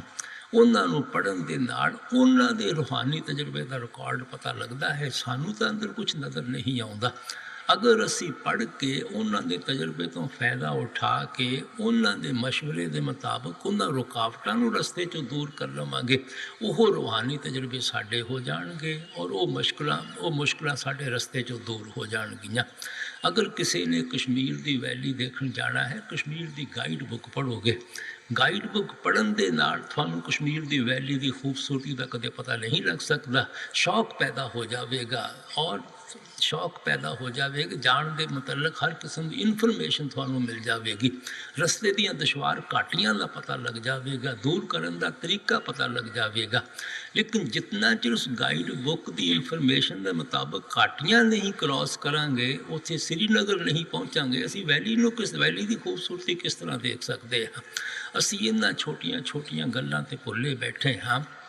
ਅਸੀਂ ਗ੍ਰੰਥਾਂ ਪੋਥੀਆਂ ਵੇਦਾਂ ਸ਼ਾਸਤਰਾਂ ਨੂੰ ਪੜ੍ਹਨਾ ਪੜ੍ਹਾਉਣਾ ਮੁਕਤੀ ਸਮਝੀ ਬੈਠੇ ਹਾਂ। ਕੀ ਪੜ੍ਹਦੇ ਹਾਂ, ਕੀ ਪੜ੍ਹਾਉਂਦੇ ਹਾਂ, ਨਾ ਕਿਸੇ ਕੋਲ ਖੁਦ ਬੈਠ ਕੇ ਪੜ੍ਹਨ ਦੀ ਫੁਰਸਤ ਹੈ, ਨਾ ਬੈਠ ਕੇ ਸੁਣਨ ਦੀ ਫੁਰਸਤ ਹੈ। ਉਹ ਪੰਡਤ ਔਰ ਭਾਈ ਗਰੀਬ ਘਰ ਪੜ੍ਹਦੇ ਰਹਿੰਦੇ ਹਨ। ਅਸੀਂ ਦੁਨੀਆ ਦੇ ਸੈਰ ਰੰਗ ਤਮਾਸ਼ੇ ਦੇਖਣ ਲੱਗੇ ਹੋਏ ਹਾਂ ਔਰ ਮਨ ਵਿੱਚ ਸੋਚਦੇ ਹਾਂ ਕਿਤਨਾ ਪੁੰਨ ਖੱਟਣ ਲੱਗੇ ਹੋਏ ਹਾਂ। ਖੁਦ ਬੈਠ ਕੇ ਪੜ੍ਹੀਏ, ਖੁਦ ਬੈਠ ਕੇ ਸੁਣੀਏ, ਮਹਾਤਮਾ ਦੇ ਬਚਨ ਸਾਡੇ ਕੰਨਾਂ ਵਿੱਚ ਪੈ, ਸਾਨੂੰ ਆਪਣੀਆਂ ਤਰੁੱਟੀਆਂ ਔਰ ਕਮਜ਼ੋਰੀਆਂ ਦਾ ਪਤਾ ਲੱਗੇ, ਉਹਨਾਂ ਨੂੰ ਦੂਰ ਕਰਨ ਦਾ ਦਾ ਸ਼ੌਕ ਔਰ ਪਿਆਰ ਪੈਦਾ ਹੋਵੇ, ਤਰੀਕਾ ਪਤਾ ਲੱਗੇ, ਉਸ ਪੜ੍ਹਨ ਦਾ ਵੀ ਫਾਇਦਾ ਹੋਵੇ, ਪੜ੍ਹਾਉਣ ਦਾ ਵੀ ਫਾਇਦਾ ਹੋਵੇ। ਅਸੀਂ ਤਾਂ ਰਿਚੁਅਲ ਔਰ ਸੈਰੇਮਨੀ ਬਣਾਈ ਹੋਈ ਹੈ, ਪੜ੍ਹੀ ਜਾਓ, ਆਪੇ ਮੁਕਤੀ ਹੋ ਜਾਵੇਗੀ। ਇਸ ਵਾਸਤੇ ਗੁਰੂ ਸਾਹਿਬ ਕਹਿੰਦੇ ਹਨ, ਗੁਰੂ ਸਾਹਿਬ ਪੜ੍ਹਨ ਦੇ ਬਰਖਲਾਫ ਨਹੀਂ ਹੈ, ਲੇਕਿਨ ਜਿਸ ਖਿਆਲ ਨੂੰ ਲੈ ਕੇ ਅਸੀਂ ਪੜ੍ਹਦੇ ਹਾਂ ਉਸ ਖਿਆਲ ਦੇ ਬਰਖਲਾਫ ਹਨ। ਅਗਰ ਤੁਸੀਂ ਡਾਕਟਰ ਦੀ ਕਿਤਾਬ ਲੈ ਕੇ ਸਾਰਾ ਦਿਨ ਪੜ੍ਹਦੇ ਰਹੋਗੇ, ਤੁਹਾਡੇ ਜਿਸਮ 'ਚੋਂ ਬਿਮਾਰੀਆਂ ਤਾਂ ਕਦੇ ਦੂਰ ਨਹੀਂ ਹੋਣੀਆਂ। ਅਗਰ ਉਸੇ ਡਾਕਟਰ ਦੀ ਕਿਤਾਬ ਦੇ ਮੁਤਾਬਕ, ਉਹਨਾਂ ਨੁਸਖਿਆਂ ਦੇ ਮੁਤਾਬਕ ਦਵਾਈਆਂ ਦਾ ਇਸਤੇਮਾਲ ਕਰਨਾ ਸ਼ੁਰੂ ਕਰ ਦਿਓ, ਜਿਸਮ 'ਚੋਂ ਬਿਮਾਰੀਆਂ ਆਪਣੇ ਆਪ ਹੀ ਦੂਰ ਹੋ ਜਾਣਗੀਆਂ। ਰੇਲਵੇ ਦੇ ਟਾਈਮ ਟੇਬਲ ਪੜ੍ਹਨ ਦੇ ਨਾਲ ਕਦੇ ਕਿਸੇ ਦਾ ਰੇਲਵੇ ਦਾ ਸਫ਼ਰ ਤੈਅ ਨਹੀਂ ਹੋਇਆ। ਇਨਫੋਰਮੇਸ਼ਨ ਦੇ ਮੁਤਾਬਕ ਟਿਕਟ ਲੈ ਕੇ ਗੱਡੀ ਵਿੱਚ ਬੈਠ ਜਾਓ, ਸਫ਼ਰ ਤਾਂ ਆਪਣੇ ਆਪ ਹੀ ਤੈਅ ਹੋਣਾ ਸ਼ੁਰੂ ਹੋ ਜਾਂਦਾ ਹੈ। ਇਸ ਵਾਸਤੇ ਗੁਰੂ ਸਾਹਿਬ ਕਹਿੰਦੇ ਪੜ੍ਹਨ ਪੜ੍ਹਾਉਣ ਦੇ ਵਿੱਚ ਮੁਕਤੀ ਨਹੀਂ ਹੈ। ਬਹਿਸ ਮੁਬਾਸੇ ਕਰਨ ਦੀ ਆਦਤ ਪੈਦਾ ਹੋ ਜਾਂਦੀ ਹੈ। ਆਪਣੇ ਆਪ ਨੂੰ ਆਲਮ ਫਾਜ਼ਲ ਸਮਝਣਾ ਸ਼ੁਰੂ ਕਰ ਦਿੰਦੇ ਹਾਂ। ਲੋਕਾਂ ਨੂੰ ਛੋਟਾ ਸਮਝਣਾ ਸ਼ੁਰੂ ਕਰ ਦਿੰਦੇ ਹਾਂ। ਇਸੇ ਵਾਸਤੇ ਬੁੱਲੇ ਸ਼ਾਹ ਨੇ ਕਿਹਾ ਸੀ, ਇਲਮੋ ਬਸ ਕਰੀਓ ਯਾਰ, ਇੱਕੋ ਹਰਫ ਤੇਰੇ ਦਸਕਾਰ। ਬਹੁਤਾ ਇਲਮ ਇਜ਼ਰਾਦੀਲ ਨੇ ਪੜ੍ਹਿਆ, ਝੁੱਗਾ ਉਸੇ ਦਾ ਹੀ ਗੜਿਆ। ਤੁਸੀਂ ਦੇਖੋ, ਰਾਵਣ ਟੀਕਾਕਾਰ ਪੰਡਤ ਸੀ, ਲੇਕਿਨ ਉਸ ਦੀ ਬੁੱਧ ਨੂੰ ਕੀ ਹੋ ਗਿਆ। ਇਸ ਵਾਸਤੇ ਮਹਾਤਮਾ ਕਹਿੰਦੇ ਪੜ੍ਹਨ ਦੇ ਵਿੱਚ ਮੁਕਤੀ ਨਹੀਂ ਹੈ, ਜੋ ਕੁਝ ਪੜ੍ਹਦੇ ਹਾਂ ਉਸ ਦੇ ਉੱਤੇ ਅਮਲ ਕਰਨ ਦੇ ਉੱਤੇ ਮੁਕਤੀ ਹੈ। ਵਾਦ ਵਿਰੋਧ ਨਾ ਪਾਇਆ ਜਾਏ, ਮਨ ਤਨ ਫੀਕਾ ਦੂਜੇ ਭਾਏ। ਗੁਰ ਕੈ ਸ਼ਬਦ ਸੱਚ ਲਿਵ ਲਾਏ, ਗੁਰ ਕੈ ਸ਼ਬਦ ਸੱਚ ਲਿਵ ਲਾਏ। ਜੋ ਸਾਨੂੰ ਗੁਰਮੁਖਾਂ ਨੇ ਸ਼ਬਦ ਔਰ ਨਾਮ ਦੀ ਕਮਾਈ ਕਰਨ ਦਾ ਤਰੀਕਾ ਦੱਸਿਆ ਹੈ, ਉਸ ਦੇ ਮੁਤਾਬਕ ਜਦੋਂ ਸਿਮਰਨ ਔਰ ਧਿਆਨ ਦੇ ਜ਼ਰੀਏ ਨਵਾਂ ਦੁਆਰਿਆਂ 'ਚੋਂ ਖਿਆਲ ਕੱਢ ਕੇ ਅੱਖਾਂ ਪਿੱਛੇ ਇਕੱਠਾ ਕਰਦੇ ਹਾਂ, ਇਹ ਸਾਡਾ ਤਨ ਨਿਰਮਲ ਹੋ ਜਾਂਦਾ ਹੈ। ਕਿਉਂਕਿ ਮਨ ਇੰਦਰੀਆਂ ਦੇ ਭੋਗਾਂ ਦੀ ਤਰਫ ਨੀਚੇ ਨਹੀਂ ਆਉਂਦਾ। ਜਦੋਂ ਫਿਰ ਅੰਦਰੋਂ ਸ਼ਬਦ ਨੂੰ ਪਕੜ ਕੇ ਮਨ ਵਾਪਸ ਬ੍ਰਹਮ ਤਿਰਕੁਟੀ ਆਪਣੇ ਟਿਕਾਣੇ 'ਤੇ ਪਹੁੰਚ ਜਾਂਦਾ ਹੈ, ਸਾਡਾ ਮਨ ਨਿਰਮਲ ਹੋ ਜਾਂਦਾ ਹੈ। ਸੋ ਗੁਰੂ ਸਾਹਿਬ ਕਹਿੰਦੇ, ਅਸੀਂ ਗੁਰਮੁਖਾਂ ਦੇ ਉਪਦੇਸ਼ 'ਤੇ ਤੁਸੀਂ ਚੱਲ ਕੇ ਤਨ ਨੂੰ ਵੀ ਨਿਰਮਲ ਕਰ ਸਕਦੇ ਹੋ, ਮਨ ਨੂੰ ਵੀ ਨਿਰਮਲ ਕਰ ਸਕਦੇ ਹੋ, ਔਰ ਸੱਚੇ ਪਰਮਾਤਮਾ ਦੇ ਨਾਲ ਤੁਹਾਡਾ ਸੱਚਾ ਇਸ਼ਕ ਪੈਦਾ ਹੋ ਜਾਂਦਾ ਹੈ, ਸੱਚਾ ਪਿਆਰ ਪੈਦਾ ਹੋ ਜਾਂਦਾ ਹੈ। ਝੂਠੀ ਦੁਨੀਆ 'ਚੋਂ ਤੁਹਾਡਾ ਝੂਠਾ ਮੋਹ, ਝੂਠਾ ਪਿਆਰ ਨਿਕਲ ਜਾਂਦਾ ਹੈ। ਸੱਚੇ ਪਰਮਾਤਮਾ ਨਾਲ ਤੁਹਾਡਾ ਸੱਚਾ ਇਸ਼ਕ, ਸੱਚਾ ਪਿਆਰ ਪੈਦਾ ਹੋ ਜਾਂਦਾ ਹੈ। ਇਸੇ ਵਾਸਤੇ ਗੁਰੂ ਸਾਹਿਬ ਨੇ ਕਿਹਾ ਸੀ, ਗੁਰ ਸ਼ਬਦ ਦੀ ਸੱਚੀ ਲਿਵ ਲਾਏ। ਜਿਸ ਵਕਤ ਜਾ ਕੇ ਗੁਰਮੁਖਾਂ ਕੋਲ ਤੁਸੀਂ ਸ਼ਬਦ ਔਰ ਨਾਮ ਦੀ ਕਮਾਈ ਕਰੋਗੇ, ਝੂਠੀ ਦੁਨੀਆ 'ਚੋਂ ਝੂਠਾ ਮੋਹ, ਝੂਠਾ ਪਿਆਰ ਨਿਕਲ ਜਾਵੇਗਾ। ਸੱਚੇ ਪਰਮਾਤਮਾ ਦਾ ਸੱਚਾ ਮੋਹ, ਸੱਚਾ ਪਿਆਰ ਪੈਦਾ ਹੋ ਜਾਵੇਗਾ। ਇਹ ਸਾਡਾ ਜਿਹੜਾ ਮਨ ਹੈ, ਇਹ ਲੱਜ਼ਤ ਦਾ ਆਸ਼ਕ ਹੈ। ਜਿਤਨਾ ਚਿਰ ਇਸ ਨੂੰ ਦੁਨੀਆ ਦੇ ਮੋਹ, ਦੁਨੀਆ ਦੇ ਪਿਆਰ ਤੋਂ ਉੱਚਾ ਔਰ ਸੁੱਚਾ ਪਿਆਰ ਨਹੀਂ ਮਿਲੇਗਾ, ਇਹ ਦੁਨੀਆ ਦਾ ਮੋਹ ਔਰ ਪਿਆਰ ਕਦੇ ਛੱਡਣ ਨੂੰ ਤਿਆਰ ਨਹੀਂ ਹੁੰਦਾ।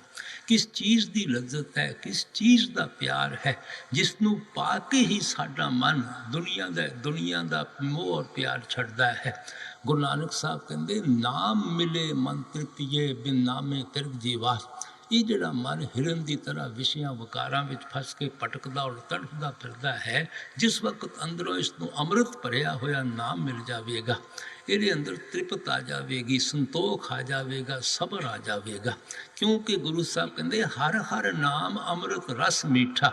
ਉਹ ਨਾਮ ਅੰਮ੍ਰਿਤ ਹੈ ਔਰ ਉਸ ਦੀ ਲੱਜ਼ਤ ਬਹੁਤ ਮਿੱਠੀ ਹੈ। ਮਿੱਠੀ ਇਸੇ ਵਾਸਤੇ ਕਹਿੰਦੇ ਹਨ ਕਿ ਹੁਣ ਜਿਹੜੇ ਪੁੱਤਰਾਂ ਧੀਆਂ ਦੇ ਪਿਆਰ ਮਿੱਠੇ ਲੱਗਦੇ ਹਨ, ਕੌਮਾਂ ਮਸਬਾਂ ਮੁਲਕਾਂ ਦੇ ਝਗੜੇ ਮਿੱਠੇ ਲੱਗਦੇ ਹਨ, ਸ਼ਰਾਬਾਂ ਕਬਾਬਾਂ ਦੀਆਂ ਰਸਤਾਂ ਮਿੱਠੀਆਂ ਲੱਗਦੀਆਂ ਹਨ, ਲੋਕਾਂ ਦੇ ਗਲੇ ਕੱਟਣੇ ਮਿੱਠੇ ਲੱਗਦੇ ਹਨ, ਇਹ ਫਿੱਕੇ ਲੱਗਣੇ ਸ਼ੁਰੂ ਹੋ ਜਾਣਗੇ। ਜਿਹਨੂੰ ਹੀਰੇ ਜਵਾਹਰਾਤ ਮਿਲ ਜਾਂਦੇ ਹਨ, ਉਹ ਕੌਡੀਆਂ ਮਗਰ ਦਰਬਦਰ ਠੋਕਰਾਂ ਨਹੀਂ ਖਾਂਦੇ। ਲੜਕੀਆਂ ਗੁੱਡੀਆਂ ਪਟੋਲਿਆਂ ਨਾਲ ਉਤਨਾ ਅਰਸਾ ਖੇਲਦੀਆਂ ਹਨ, ਜਿਤਨਾ ਚਿਰ ਉਹਨਾਂ ਦੀ ਸ਼ਾਦੀ ਨਹੀਂ ਹੁੰਦੀ। ਸੋ ਜਿਹੜੀ ਸ਼ਬਦ ਔਰ ਨਾਮ ਦੀ ਅਟੈਚਮੈਂਟ ਹੈ, ਉਹ ਹਮੇਸ਼ਾ ਵਾਸਤੇ ਸਾਨੂੰ ਦੁਨੀਆ ਦੀ ਤਰਫੋਂ ਡਿਟੈਚ ਕਰਨਾ ਸ਼ੁਰੂ ਕਰ ਦਿੰਦੀ ਹੈ। ਇਸੇ ਵਾਸਤੇ ਗੁਰੂ ਸਾਹਿਬ ਨੇ ਕਿਹਾ ਸੀ, ਗੁਰ ਕਾ ਸ਼ਬਦ ਮਹਾਰਸ ਮੀਠਾ, ਬਿਨ ਚਾਕੇ ਸਾਧ ਲਾਏ। ਜਿਸ ਸ਼ਬਦ ਦੇ ਨਾਲ ਗੁਰਮੁਖ ਸਾਡੇ ਖਿਆਲ ਨੂੰ ਜੋੜਦੇ ਹਨ ਉਸ ਨੂੰ ਮਹਾਰਸ ਮਿੱਠਾ ਕਹਿੰਦੇ ਹਨ ਕਿ ਇਤਨੀ ਉਸ ਦੀ ਲਜ਼ਤ ਹੈ ਕਿ ਦੁਨੀਆ ਦੀ ਕਿਸੇ ਚੀਜ਼ ਨਾਲ ਮੁਕਾਬਲਾ ਹੀ ਨਹੀਂ ਕੀਤਾ ਜਾ ਸਕਦਾ। ਉਹ ਚੱਖਣ ਨਾਲ ਤਲਕ ਰੱਖਦਾ ਹੈ, ਟੇਸਟ ਕਰਨ ਨਾਲ ਤਲਕ ਰੱਖਦਾ ਹੈ, ਗੱਲਾਂ ਬਾਤਾਂ ਦਾ ਮਜ਼ਮੂਨ ਨਹੀਂ ਹੈ। ਇਸ ਵਾਸਤੇ ਇੱਥੇ ਗੁਰੂ ਸਾਹਿਬ ਕਹਿੰਦੇ ਸਾਡਾ ਸੱਚੇ ਪਾਲਕ ਨਾਲ ਇਸ਼ਕ ਪੈਦਾ ਹੋ ਜਾਂਦਾ ਹੈ, ਸੱਚੇ ਪਰਮਾਤਮਾ ਨਾਲ ਪਿਆਰ ਪੈਦਾ ਹੋ ਜਾਂਦਾ ਹੈ। ਗੁਰ ਕੈ ਸ਼ਬਦ ਸੱਚ ਲਿਵ ਲਾਏ, ਹਉਮੈ ਮੈਲਾ ਇਹੋ ਸੰਸਾਰ, ਨਿਤ ਤੀਰਥ ਨਾਵੇ ਨਾ ਜਾਏ ਅਹੰਕਾਰ,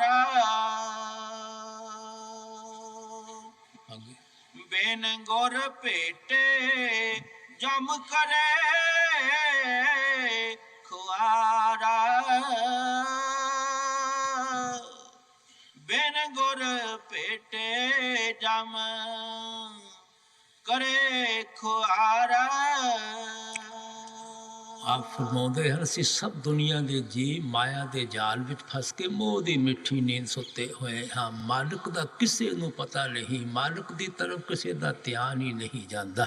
ਸਭ ਅਸੀਂ ਮੋਹ ਦੀ ਮਿੱਠੀ ਨੀਂਦ ਸੁੱਤੇ ਹੋਏ ਹਾਂ। ਗੁਰੂ ਨਾਨਕ ਸਾਹਿਬ ਨੇ ਕਿਹਾ ਸੀ ਮਾਇਆ ਮੋਹ ਸਭ ਜਗ ਸੋਇਆ, ਭਰਮ ਕਹੋ ਇਹ ਕਿਉਂ ਜਾਈ। ਅਸੀਂ ਇਸ ਭਰਮ ਵਿੱਚ ਫਸੇ ਹੋਏ ਹਾਂ ਕਿ ਜੋ ਕੁਛ ਅੱਖਾਂ ਨਾਲ ਦੇਖਦੇ ਹਾਂ ਇਸ ਨੂੰ ਅਸਲ ਸਮਝੀ ਬੈਠੇ ਹਾਂ, ਲੇਕਿਨ ਇਹਨੇ ਤਾਂ ਨਾਸ਼ ਹੋ ਜਾਣਾ ਹੈ, ਇਹਨੇ ਤਾਂ ਫਨਾ ਹੋ ਜਾਣਾ ਹੈ। ਅਸਲ ਸਮਝ ਕੇ ਇਹਦੇ ਨਾਲ ਪਿਆਰ ਪਾਈ ਬੈਠੇ ਹਾਂ, ਇਹਨੂੰ ਆਪਣੀ ਬਣਾਉਣ ਦੀ ਕੋਸ਼ਿਸ਼ ਕਰਦੇ ਹਾਂ। ਇਹ ਸਾਡੇ ਬਣਦੇ ਨਹੀਂ, ਅਸੀਂ ਦੁਖੀ ਹੋ ਜਾਂਦੇ ਹਾਂ, ਅਸੀਂ ਰੋਣਾ ਪਿੱਟਣਾ ਸ਼ੁਰੂ ਕਰ ਦਿੰਦੇ ਹਾਂ। ਇਸੇ ਵਾਸਤੇ ਗੁਰੂ ਸਾਹਿਬ ਕਹਿੰਦੇ ਨਾਨਕ ਹਉਮੈ ਰੋਗ ਬੁਰੇ, ਜਹਾਂ ਦੇਖਾਂ ਤਾਂ ਏਕਾ ਬੇਦਨ। ਗੁਰੂ ਸਾਹਿਬ ਕਹਿੰਦੇ ਹਉਮੈ ਦੀ ਬੜੀ ਬੁਰੀ ਬਿਮਾਰੀ ਹੈ। ਜਿੱਧਰ ਵੀ ਆਪ ਦੁਨੀਆ ਵਿੱਚ ਨਜ਼ਰ ਮਾਰਦੇ ਹਨ ਸਭ ਦੁਨੀਆ ਦੇ ਜੀਵ ਇੱਕੋ ਬਿਮਾਰੀ ਵਿੱਚ ਫਸੇ ਹੋਏ ਨਜ਼ਰ ਆਉਂਦੇ ਹਨ। ਕਿਹੜੀ ਬਿਮਾਰੀ ਹੈ? ਹਉਮੈ ਦੀ ਬਿਮਾਰੀ ਹੈ, ਮੈਂ ਮੇਰੀ ਦੀ ਬਿਮਾਰੀ ਹੈ, ਖੁਦੀ ਸੈਲਫ ਈਗੋ ਦੀ ਬਿਮਾਰੀ ਹੈ। ਇਹ ਮੇਰੀ ਔਲਾਦ ਹੈ, ਮੇਰੀ ਜਾਇਦਾਦ ਹੈ, ਮੇਰੇ ਔਰ ਮੇਰਾ ਮਕਾਨ ਹੈ, ਮੇਰੀ ਕੌਮ ਹੈ, ਮੇਰਾ ਮਜ਼ਹਬ ਹੈ, ਮੇਰਾ ਮੁਲਕ ਹੈ। ਇਹ ਸਭ ਕੁਛ ਹੀ ਮਾਲਕ ਦਾ ਹੈ। ਅਸੀਂ ਆਪਣੇ ਆਪ ਤੋਂ ਮਾਲਕ ਤੋਂ ਅਲੱਗ ਸਮਝੀ ਬੈਠੇ ਹਾਂ। ਇਹਨਾਂ ਨੂੰ ਆਪਣੀ ਬਣਾਉਣ ਦੀ ਕੋਸ਼ਿਸ਼ ਕਰਦੇ ਹਾਂ। ਨਾ ਅੱਜ ਤੱਕ ਕਦੇ ਕਿਸੇ ਦੇ ਬਣੇ ਹਨ, ਨਾ ਕਦੇ ਬਣ ਹੀ ਸਕਦੇ ਹਨ, ਲੇਕਿਨ ਜਿਹੜੀ ਆਪਣੀ ਬਣਾਉਣ ਦੀ ਕੋਸ਼ਿਸ਼ ਕਰਦੇ ਹਾਂ ਉਹ ਸਾਡਾ ਇਹਨਾਂ ਨਾਲ ਮੋਹ ਪੈਦਾ ਕਰ ਦਿੰਦਾ ਹੈ, ਇਹਨਾਂ ਨਾਲ ਪਿਆਰ ਪੈਦਾ ਕਰ ਦਿੰਦਾ ਹੈ। ਔਰ ਇਹਨਾਂ ਦਾ ਮੋਹ ਔਰ ਪਿਆਰ ਹਰ ਇੱਕ ਨੂੰ ਬਾਰ-ਬਾਰ ਦੇਹ ਦਿਆਂ ਬੰਧਨਾਂ ਵਿੱਚ ਖਿੱਚ ਕੇ ਲੈ ਆਉਂਦਾ ਹੈ। ਇਸੇ ਵਾਸਤੇ ਗੁਰੂ ਸਾਹਿਬ ਨੇ ਕਿਹਾ ਸੀ ਹਉਮੈ ਪਾਇਆ ਜਗਤ ਉਪਾਇਆ। ਜੋ ਵੀ ਦੁਨੀਆ ਦੀ ਰਚਨਾ ਸਾਨੂੰ ਅੱਖਾਂ ਨਾਲ ਨਜ਼ਰ ਆਉਂਦੀ ਹੈ ਮਾਲਕ ਨੇ ਹਉਮੈ ਦੇ ਜ਼ਰੀਏ ਹੀ ਪੈਦਾ ਕੀਤੀ ਹੈ। ਅਗਰ ਹਉਮੈ ਸਾਡੇ ਅੰਦਰ ਨਾ ਹੋਵੇ ਅਸੀਂ ਕਦੇ ਵੀ ਰਚਨਾ ਦਾ ਹਿੱਸਾ ਨਹੀਂ ਰਹਾਂਗੇ, ਅਸੀਂ ਰਚਨਾ ਕਰਨ ਵਾਲੇ ਦੇ ਅੰਦਰ ਜਾ ਕੇ ਸਮਾ ਜਾਵਾਂਗੇ। ਇਸ ਵਾਸਤੇ ਗੁਰੂ ਸਾਹਿਬ ਕਹਿੰਦੇ ਅਸੀਂ ਸਾਰੇ ਹਉਮੈ ਦੀ ਬਿਮਾਰੀ ਵਿੱਚ ਫਸੇ ਹੋਏ ਹਾਂ। ਜਦੋਂ ਮਹਿਸੂਸ ਕਰਦੇ ਹਾਂ ਕਿ ਅਸੀਂ ਮਾਇਆ ਦੇ ਮੋਹ ਮਾਇਆ ਦੇ ਪਿਆਰ ਵਿੱਚ ਉਲਝੇ ਬੈਠੇ ਹਾਂ, ਫਿਰ ਅਸੀਂ ਮਨ ਨੂੰ ਨਿਰਮਲ ਪਿਓਰ ਪਵਿੱਤਰ ਕਰਨ ਵਾਸਤੇ ਕੀ ਕਰਦੇ ਹਾਂ? ਤੀਰਥ ਯਾਤਰਾ ਕਰਨੀ ਸ਼ੁਰੂ ਕਰ ਦਿੰਦੇ ਹਾਂ, ਜਪ ਤਪ ਪੂਜਾ ਪਾਠ ਕਰਨਾ ਸ਼ੁਰੂ ਕਰ ਦਿੰਦੇ ਹਾਂ, ਪੁੰਨ ਦਾਨ ਕਰਨਾ ਸ਼ੁਰੂ ਕਰ ਦਿੰਦੇ ਹਾਂ, ਘਰ-ਬਾਰ ਛੱਡ ਕੇ ਪੁੱਤਰਾਂ ਧੀਆਂ ਨੂੰ ਤਿਆਗ ਕੇ ਜੰਗਲਾਂ ਪਹਾੜਾਂ ਵਿੱਚ ਛੁਪਣਾ ਸ਼ੁਰੂ ਕਰ ਦਿੰਦੇ ਹਾਂ। ਗੁਰੂ ਨਾਨਕ ਸਾਹਿਬ ਕਹਿੰਦੇ ਇਸ ਕਿਰਿਆ ਕਰਮ ਨਾਲ ਹੱਠ ਕਰਮਾਂ ਦੇ ਜ਼ਰੀਏ ਤੁਸੀਂ ਕਦੇ ਵੀ ਦੁਨੀਆ 'ਚੋਂ ਮੋਹ ਨਹੀਂ ਕੱਢ ਸਕਦੇ, ਕਦੇ ਵੀ ਦੁਨੀਆ 'ਚੋਂ ਪਿਆਰ ਨਹੀਂ ਕੱਢ ਸਕਦੇ। ਜਿਤਨਾ ਚਿਰ ਆਪਣੇ ਆਪ ਨੂੰ ਗੁਰਮੁਖਾਂ ਦੇ ਸਪੁਰਦ ਨਹੀਂ ਕਰਦੇ, ਗੁਰਮੁਖਾਂ ਦੇ ਨਹੀਂ ਭੇਟਦੇ। ਕਿਆ ਜਿਤਨਾ ਚਿਰ ਗੁਰਮੁਖਾਂ ਦੇ ਦੱਸੇ ਹੋਏ ਉਪਦੇਸ਼ ਉੱਤੇ ਚੱਲ ਕੇ ਸ਼ਬਦ ਦੀ ਕਮਾਈ ਨਹੀਂ ਕਰੋਗੇ, ਨਾਮ ਦੀ ਕਮਾਈ ਨਹੀਂ ਕਰੋਗੇ, ਤੁਹਾਡਾ ਇਸ ਰਚਨਾ 'ਚੋਂ ਕਦੇ ਵੀ ਛੁਟਕਾਰਾ ਨਹੀਂ ਹੋ ਸਕਦਾ। ਇਸੇ ਵਾਸਤੇ ਗੁਰੂ ਘਰ ਨੇ ਕਿਹਾ ਸੀ ਹਰ ਕਸੋਗ ਨਗਰ ਇਹ ਕੀਆ ਸੇ ਉਪਰੇ ਜੋ ਸਤਿਗੁਰ ਸਰਨਈਆ। ਇਹ ਦੁਨੀਆ ਤਾਂ ਪੁੰਨਾਂ ਔਰ ਪਾਪਾਂ ਦੀ ਬਣੀ ਹੋਈ ਹੈ। ਜੋ ਪਿੱਛੇ ਪੁੰਨ ਔਰ ਪਾਪ ਕੀਤੇ ਸੀ ਹੁਣ ਨਤੀਜਾ ਭੁਗਤਣ ਲੱਗੇ ਹੋਏ ਹਾਂ, ਉਸੇ ਤਰ੍ਹਾਂ ਪੁੰਨ ਔਰ ਪਾਪ ਦਿਨ ਰਾਤ ਕਰੀ ਜਾਂਦੇ ਹਾਂ, ਫਿਰ ਨਤੀਜਾ ਭੁਗਤਣ ਵਾਸਤੇ ਆ ਜਾਵਾਂਗੇ। ਇੱਥੋਂ ਨਿਕਲਣ ਦਾ ਇੱਕੋ ਤਰੀਕਾ ਹੈ ਸੇ ਉਪਰੇ ਜੋ ਸਤਿਗੁਰ ਸਰਨਈਆ, ਜਿਹੜੇ ਗੁਰਮੁਖਾਂ ਦੀ ਸ਼ਰਨ ਹਾਸਲ ਕਰ ਲੈਂਦੇ ਹਨ। ਇਸੇ ਵਾਸਤੇ ਗੁਰੂ ਘਰ ਨੇ ਕਿਹਾ ਸੀ ਦਰਸ਼ਨ ਪੇਂਟ ਪਾਪ ਸਭ ਨਾਸ਼ੇ ਹਰ ਸੇ ਦਿਓ ਮਲਾਈ।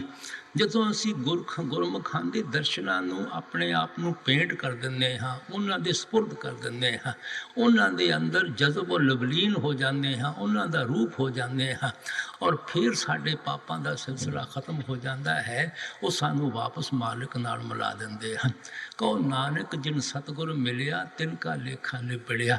ਸਤਿਗੁਰ ਕਦੋਂ ਮਿਲਦੇ ਹਨ? ਜਦੋਂ ਅਸੀਂ ਆਪਣੇ ਆਪ ਨੂੰ ਉਹਨਾਂ ਦੇ ਹਵਾਲੇ ਕਰ ਦਿੰਦੇ ਹਾਂ, ਜਦੋਂ ਅਸੀਂ ਉਹਨਾਂ ਦੇ ਹੋ ਜਾਂਦੇ ਹਾਂ, ਹੋਰ ਕਿਸੇ ਦੇ ਦੁਨੀਆ ਵਿੱਚ ਨਹੀਂ ਰਹਿੰਦੇ, ਸਿਰਫ ਉਹਨਾਂ ਦੇ ਬਣ ਜਾਂਦੇ ਹਾਂ, ਫਿਰ ਸਾਡੇ ਸਾਰਾ ਕਰਮਾਂ ਦਾ ਸਿਲਸਿਲਾ ਖਤਮ ਹੋ ਜਾਂਦਾ ਹੈ।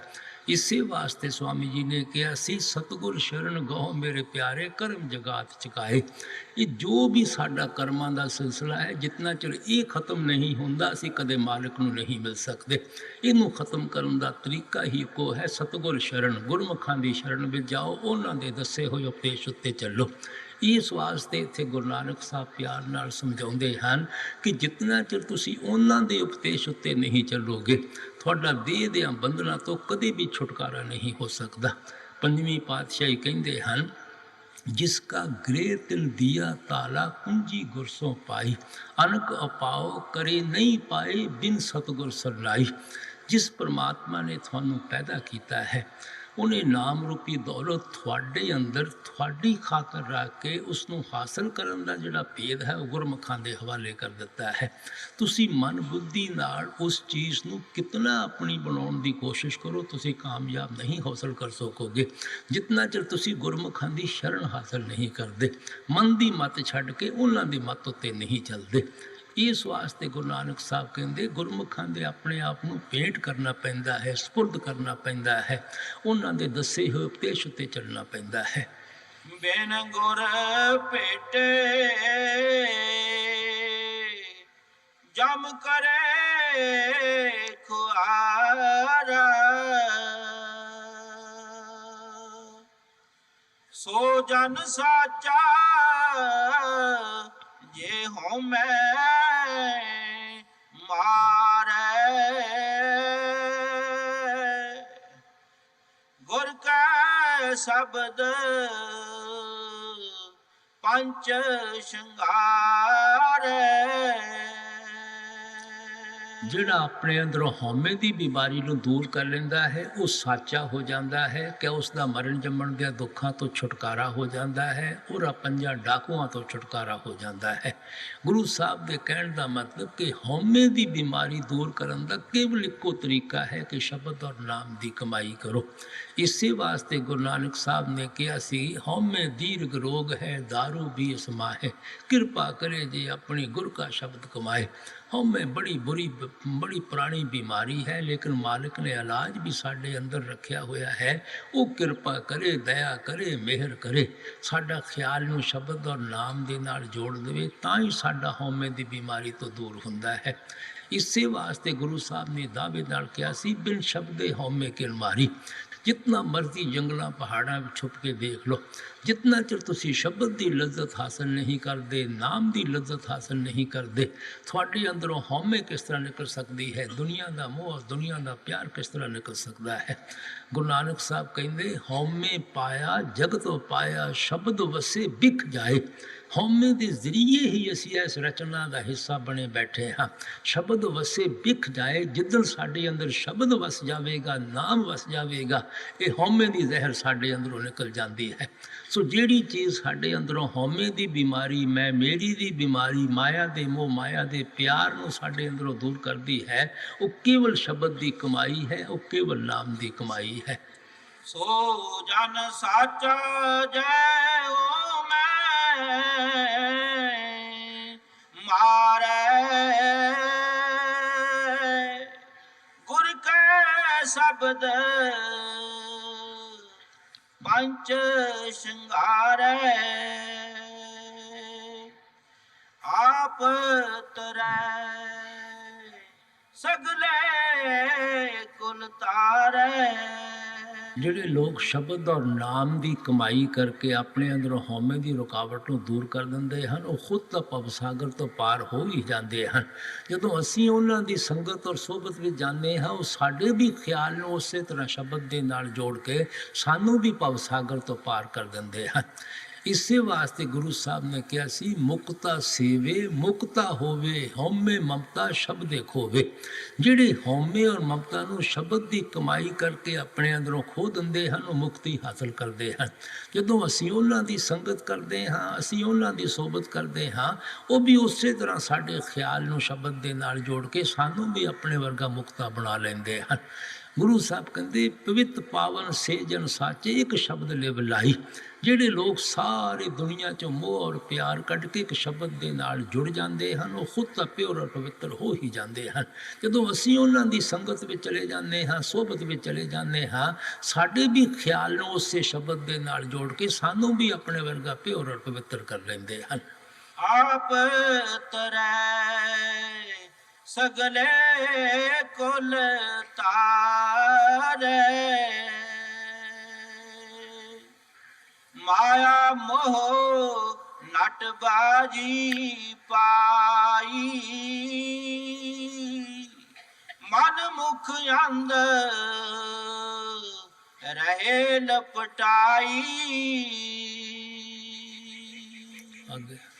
ਗੁਰਮੁਖ ਅਲਪਤ ਰਹੇ ਲੇਵ ਲਾਈ ਗੁਰਮੁਖ ਅਲਪਤ ਰਹੇ ਲੇਵ ਲਾਈ। ਹੁਣ ਆਪ ਖਬਰਦਾਰ ਕਰਦੇ ਹਨ ਆ ਦੁਨੀਆ ਦੀ ਐਸ਼ੋ ਇਸ਼ਰਤ ਸ਼ਰਾਬਾਂ ਕਬਾਬਾਂ ਲੋਕਾਂ ਨੂੰ ਖਾਂਦੇ ਪੀਂਦੇ ਦੇਖ ਕੇ ਹੋਟਲਾਂ ਵਿੱਚ ਦੇਖ ਕੇ ਐਸ਼ੋ ਇਸ਼ਰਤ ਕਰਦੇ ਦੇਖ ਕੇ ਕਿਤੇ ਭੁੱਲ ਕੇ ਨਾ ਬੈਠ ਜਾਣਾ। ਇਹ ਦੁਨੀਆ ਬਹੁਤ ਸੁੱਖ ਦੀ ਨਗਰੀ ਹੈ, ਸਾਡੇ ਰਹਿਣ ਦੇ ਕਾਬਲ ਹੈ। ਗੁਰੂ ਸਾਹਿਬ ਕਹਿੰਦੇ ਇਹਦੀ ਕੋਈ ਅਸਲੀਅਤ ਨਹੀਂ ਹੈ, ਇੱਥੇ ਦੁੱਖ ਹੀ ਦੁੱਖ ਹਨ, ਮੁਸੀਬਤਾਂ ਹੀ ਮੁਸੀਬਤਾਂ ਹਨ। ਹਰ ਇੱਕ ਨੇ ਨਾਸ਼ ਹੋ ਜਾਣਾ ਹੈ, ਹਰ ਇੱਕ ਨੇ ਫਨਾ ਹੋ ਜਾਣਾ ਹੈ। ਬਾਜੀਗਰ ਆਉਂਦਾ ਹੈ, ਆਪਣਾ ਖੇਲ ਰਚਾਉਂਦਾ ਹੈ, ਜਦੋਂ ਖੇਲ ਰਚਾ ਕੇ ਚਲੇ ਜਾਂਦਾ ਹੈ ਉੱਥੇ ਕੁਝ ਵੀ ਨਹੀਂ ਹੁੰਦਾ।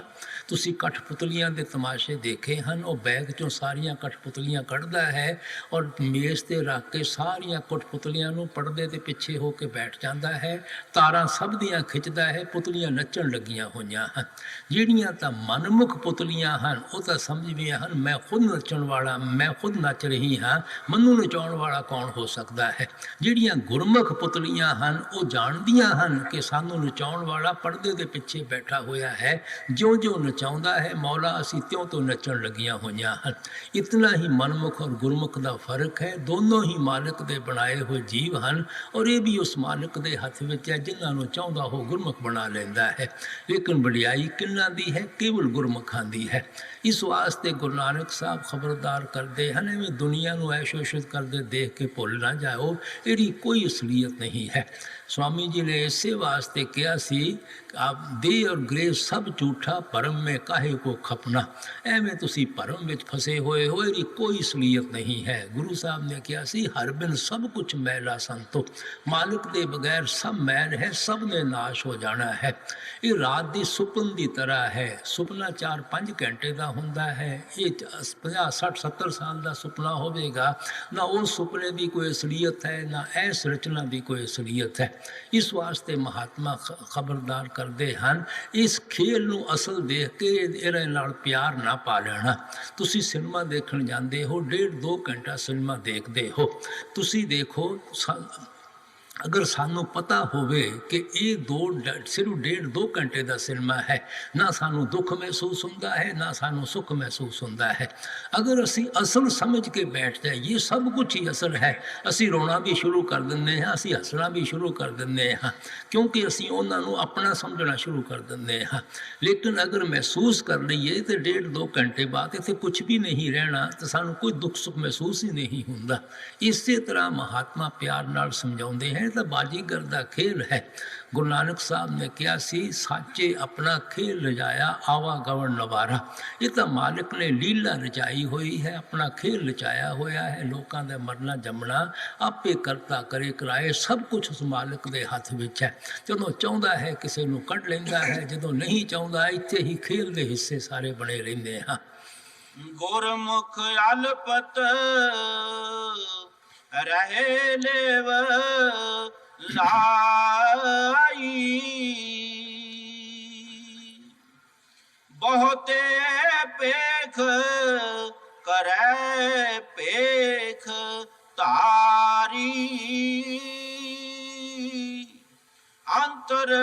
ਤ੍ਰਿਸ਼ਨਾ ਫਿਰੈ ਅਹੰਕਾਰੀ। गुरु साहब कहते हैं रचना सारी परमात्मा ने खुद बनाई है, लेकिन रचना नू रचना करने वाले का कुछ पता नहीं है।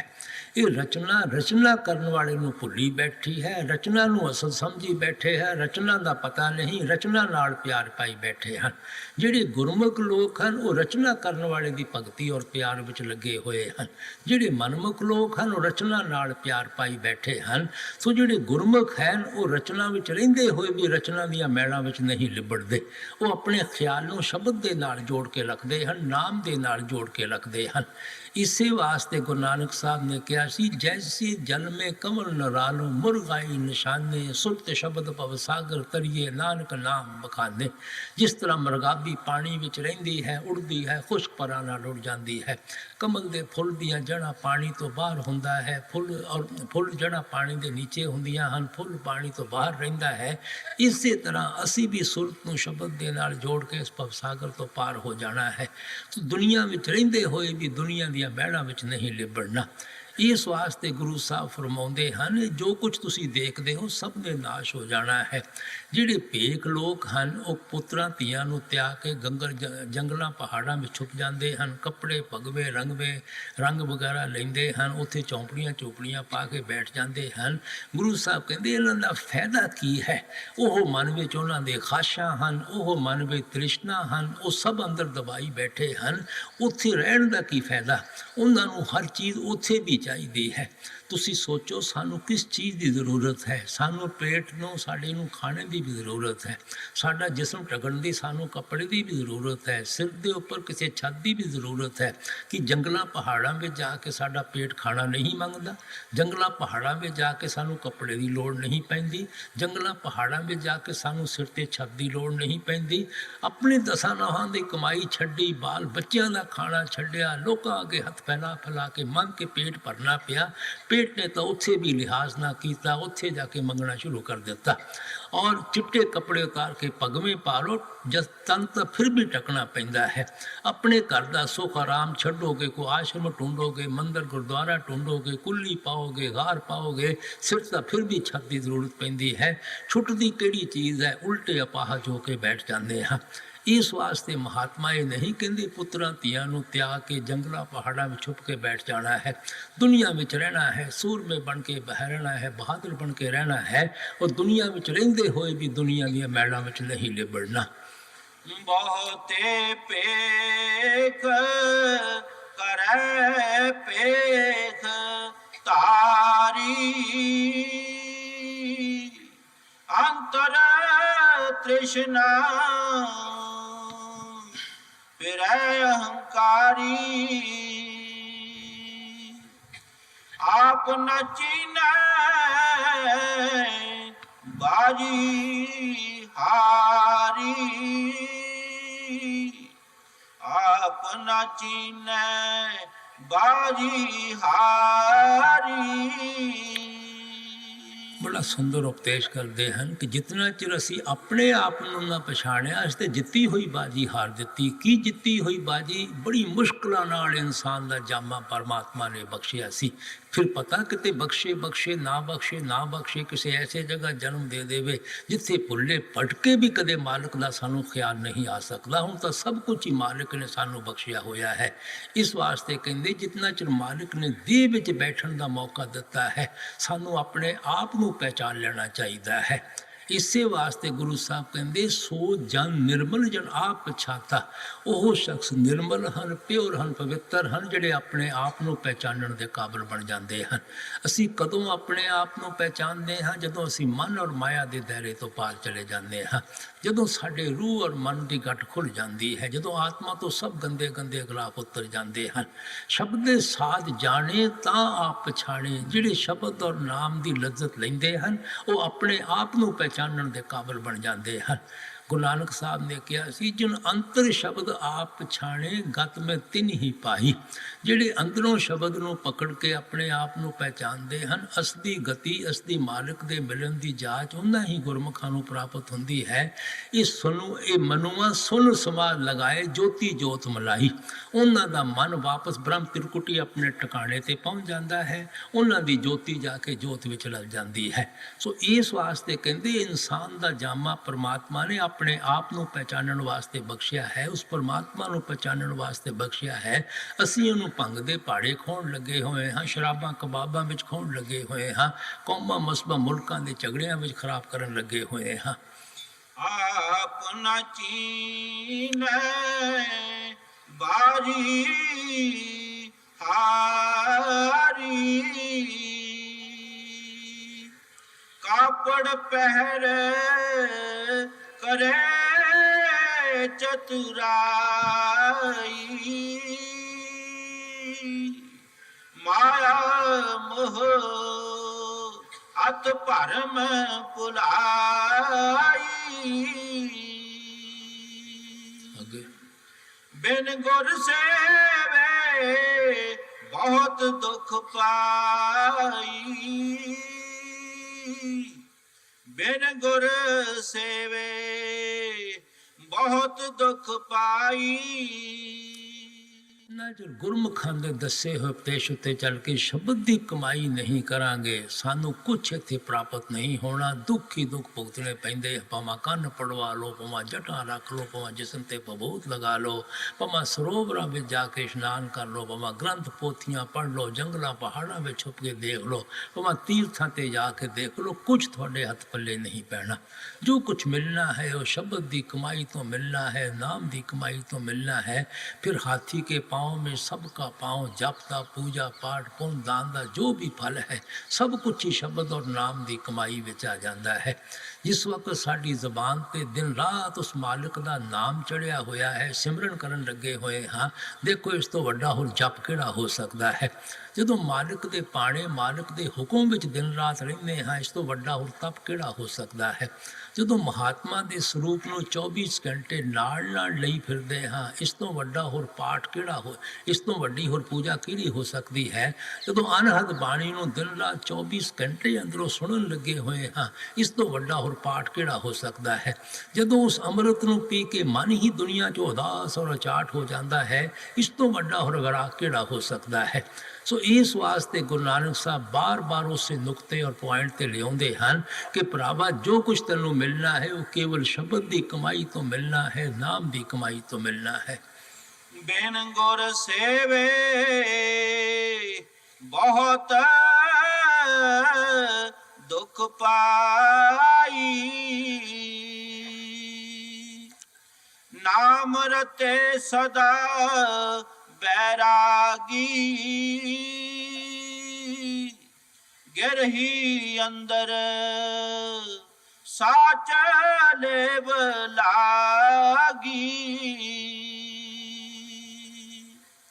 नानक सतगुर सेवहे से बड़ भागी, नानक सतगुर सेवहे से बड़ भागी। सब कुछ बयान करके आप उपदेश करते हैं। कोई लोड़ नहीं पुत्रा धियां नूं छड्डण दी, घर बार छड्डण दी, जंगलां पहाड़ां में छुपण दी। गृहस्थ विच रहना चाहिए है, दुनिया विच रहना चाहिए है। शब्द और नाम की कमाई करते हुए घर बार विच रहिंदे होए ही असीं बैरागी बन जावांगे। इसे वास्ते गुरु साहब ने कहा सी नाम रत्ते परमांस बैरागी नित करताड़ी लाई है। जिहड़ा उठदा बैठदा चलदा फिरदा नाम दे रंग विच रंगिया जाता है, वो घर बार विच रहिंदा होया ही परमांस बैरागी बन जाता है। उन्होंने परमांस बैरागी कह लो, उन्होंने तुसी गुरमुख कह लो, या उन्होंने तुसी ब्रह्म ज्ञानी कह लो, कोई उरा नाम रख लो, उरा दुनिया चो मोह और प्यार निकल जाता है, मालिक नाल उरा मोह और प्यार पैदा हो जाता है। इस वास्ते आप कहते हैं कि असी गुरमुखां कोल जाके उन्हां दे दसे हुए उपदेशों ते चल के शब्द और नाम की कमाई करनी है, और उन्हां दी संगत और उन्हां दी सोबत तो हमेशा वास्ते फायदा उठाना है। नाम रते सदा बैरागी गिरही अंदर साचल बलागी नानक सतगुर सेवै सेवड भागी नानक सतगुर सेव है सेवड भागी।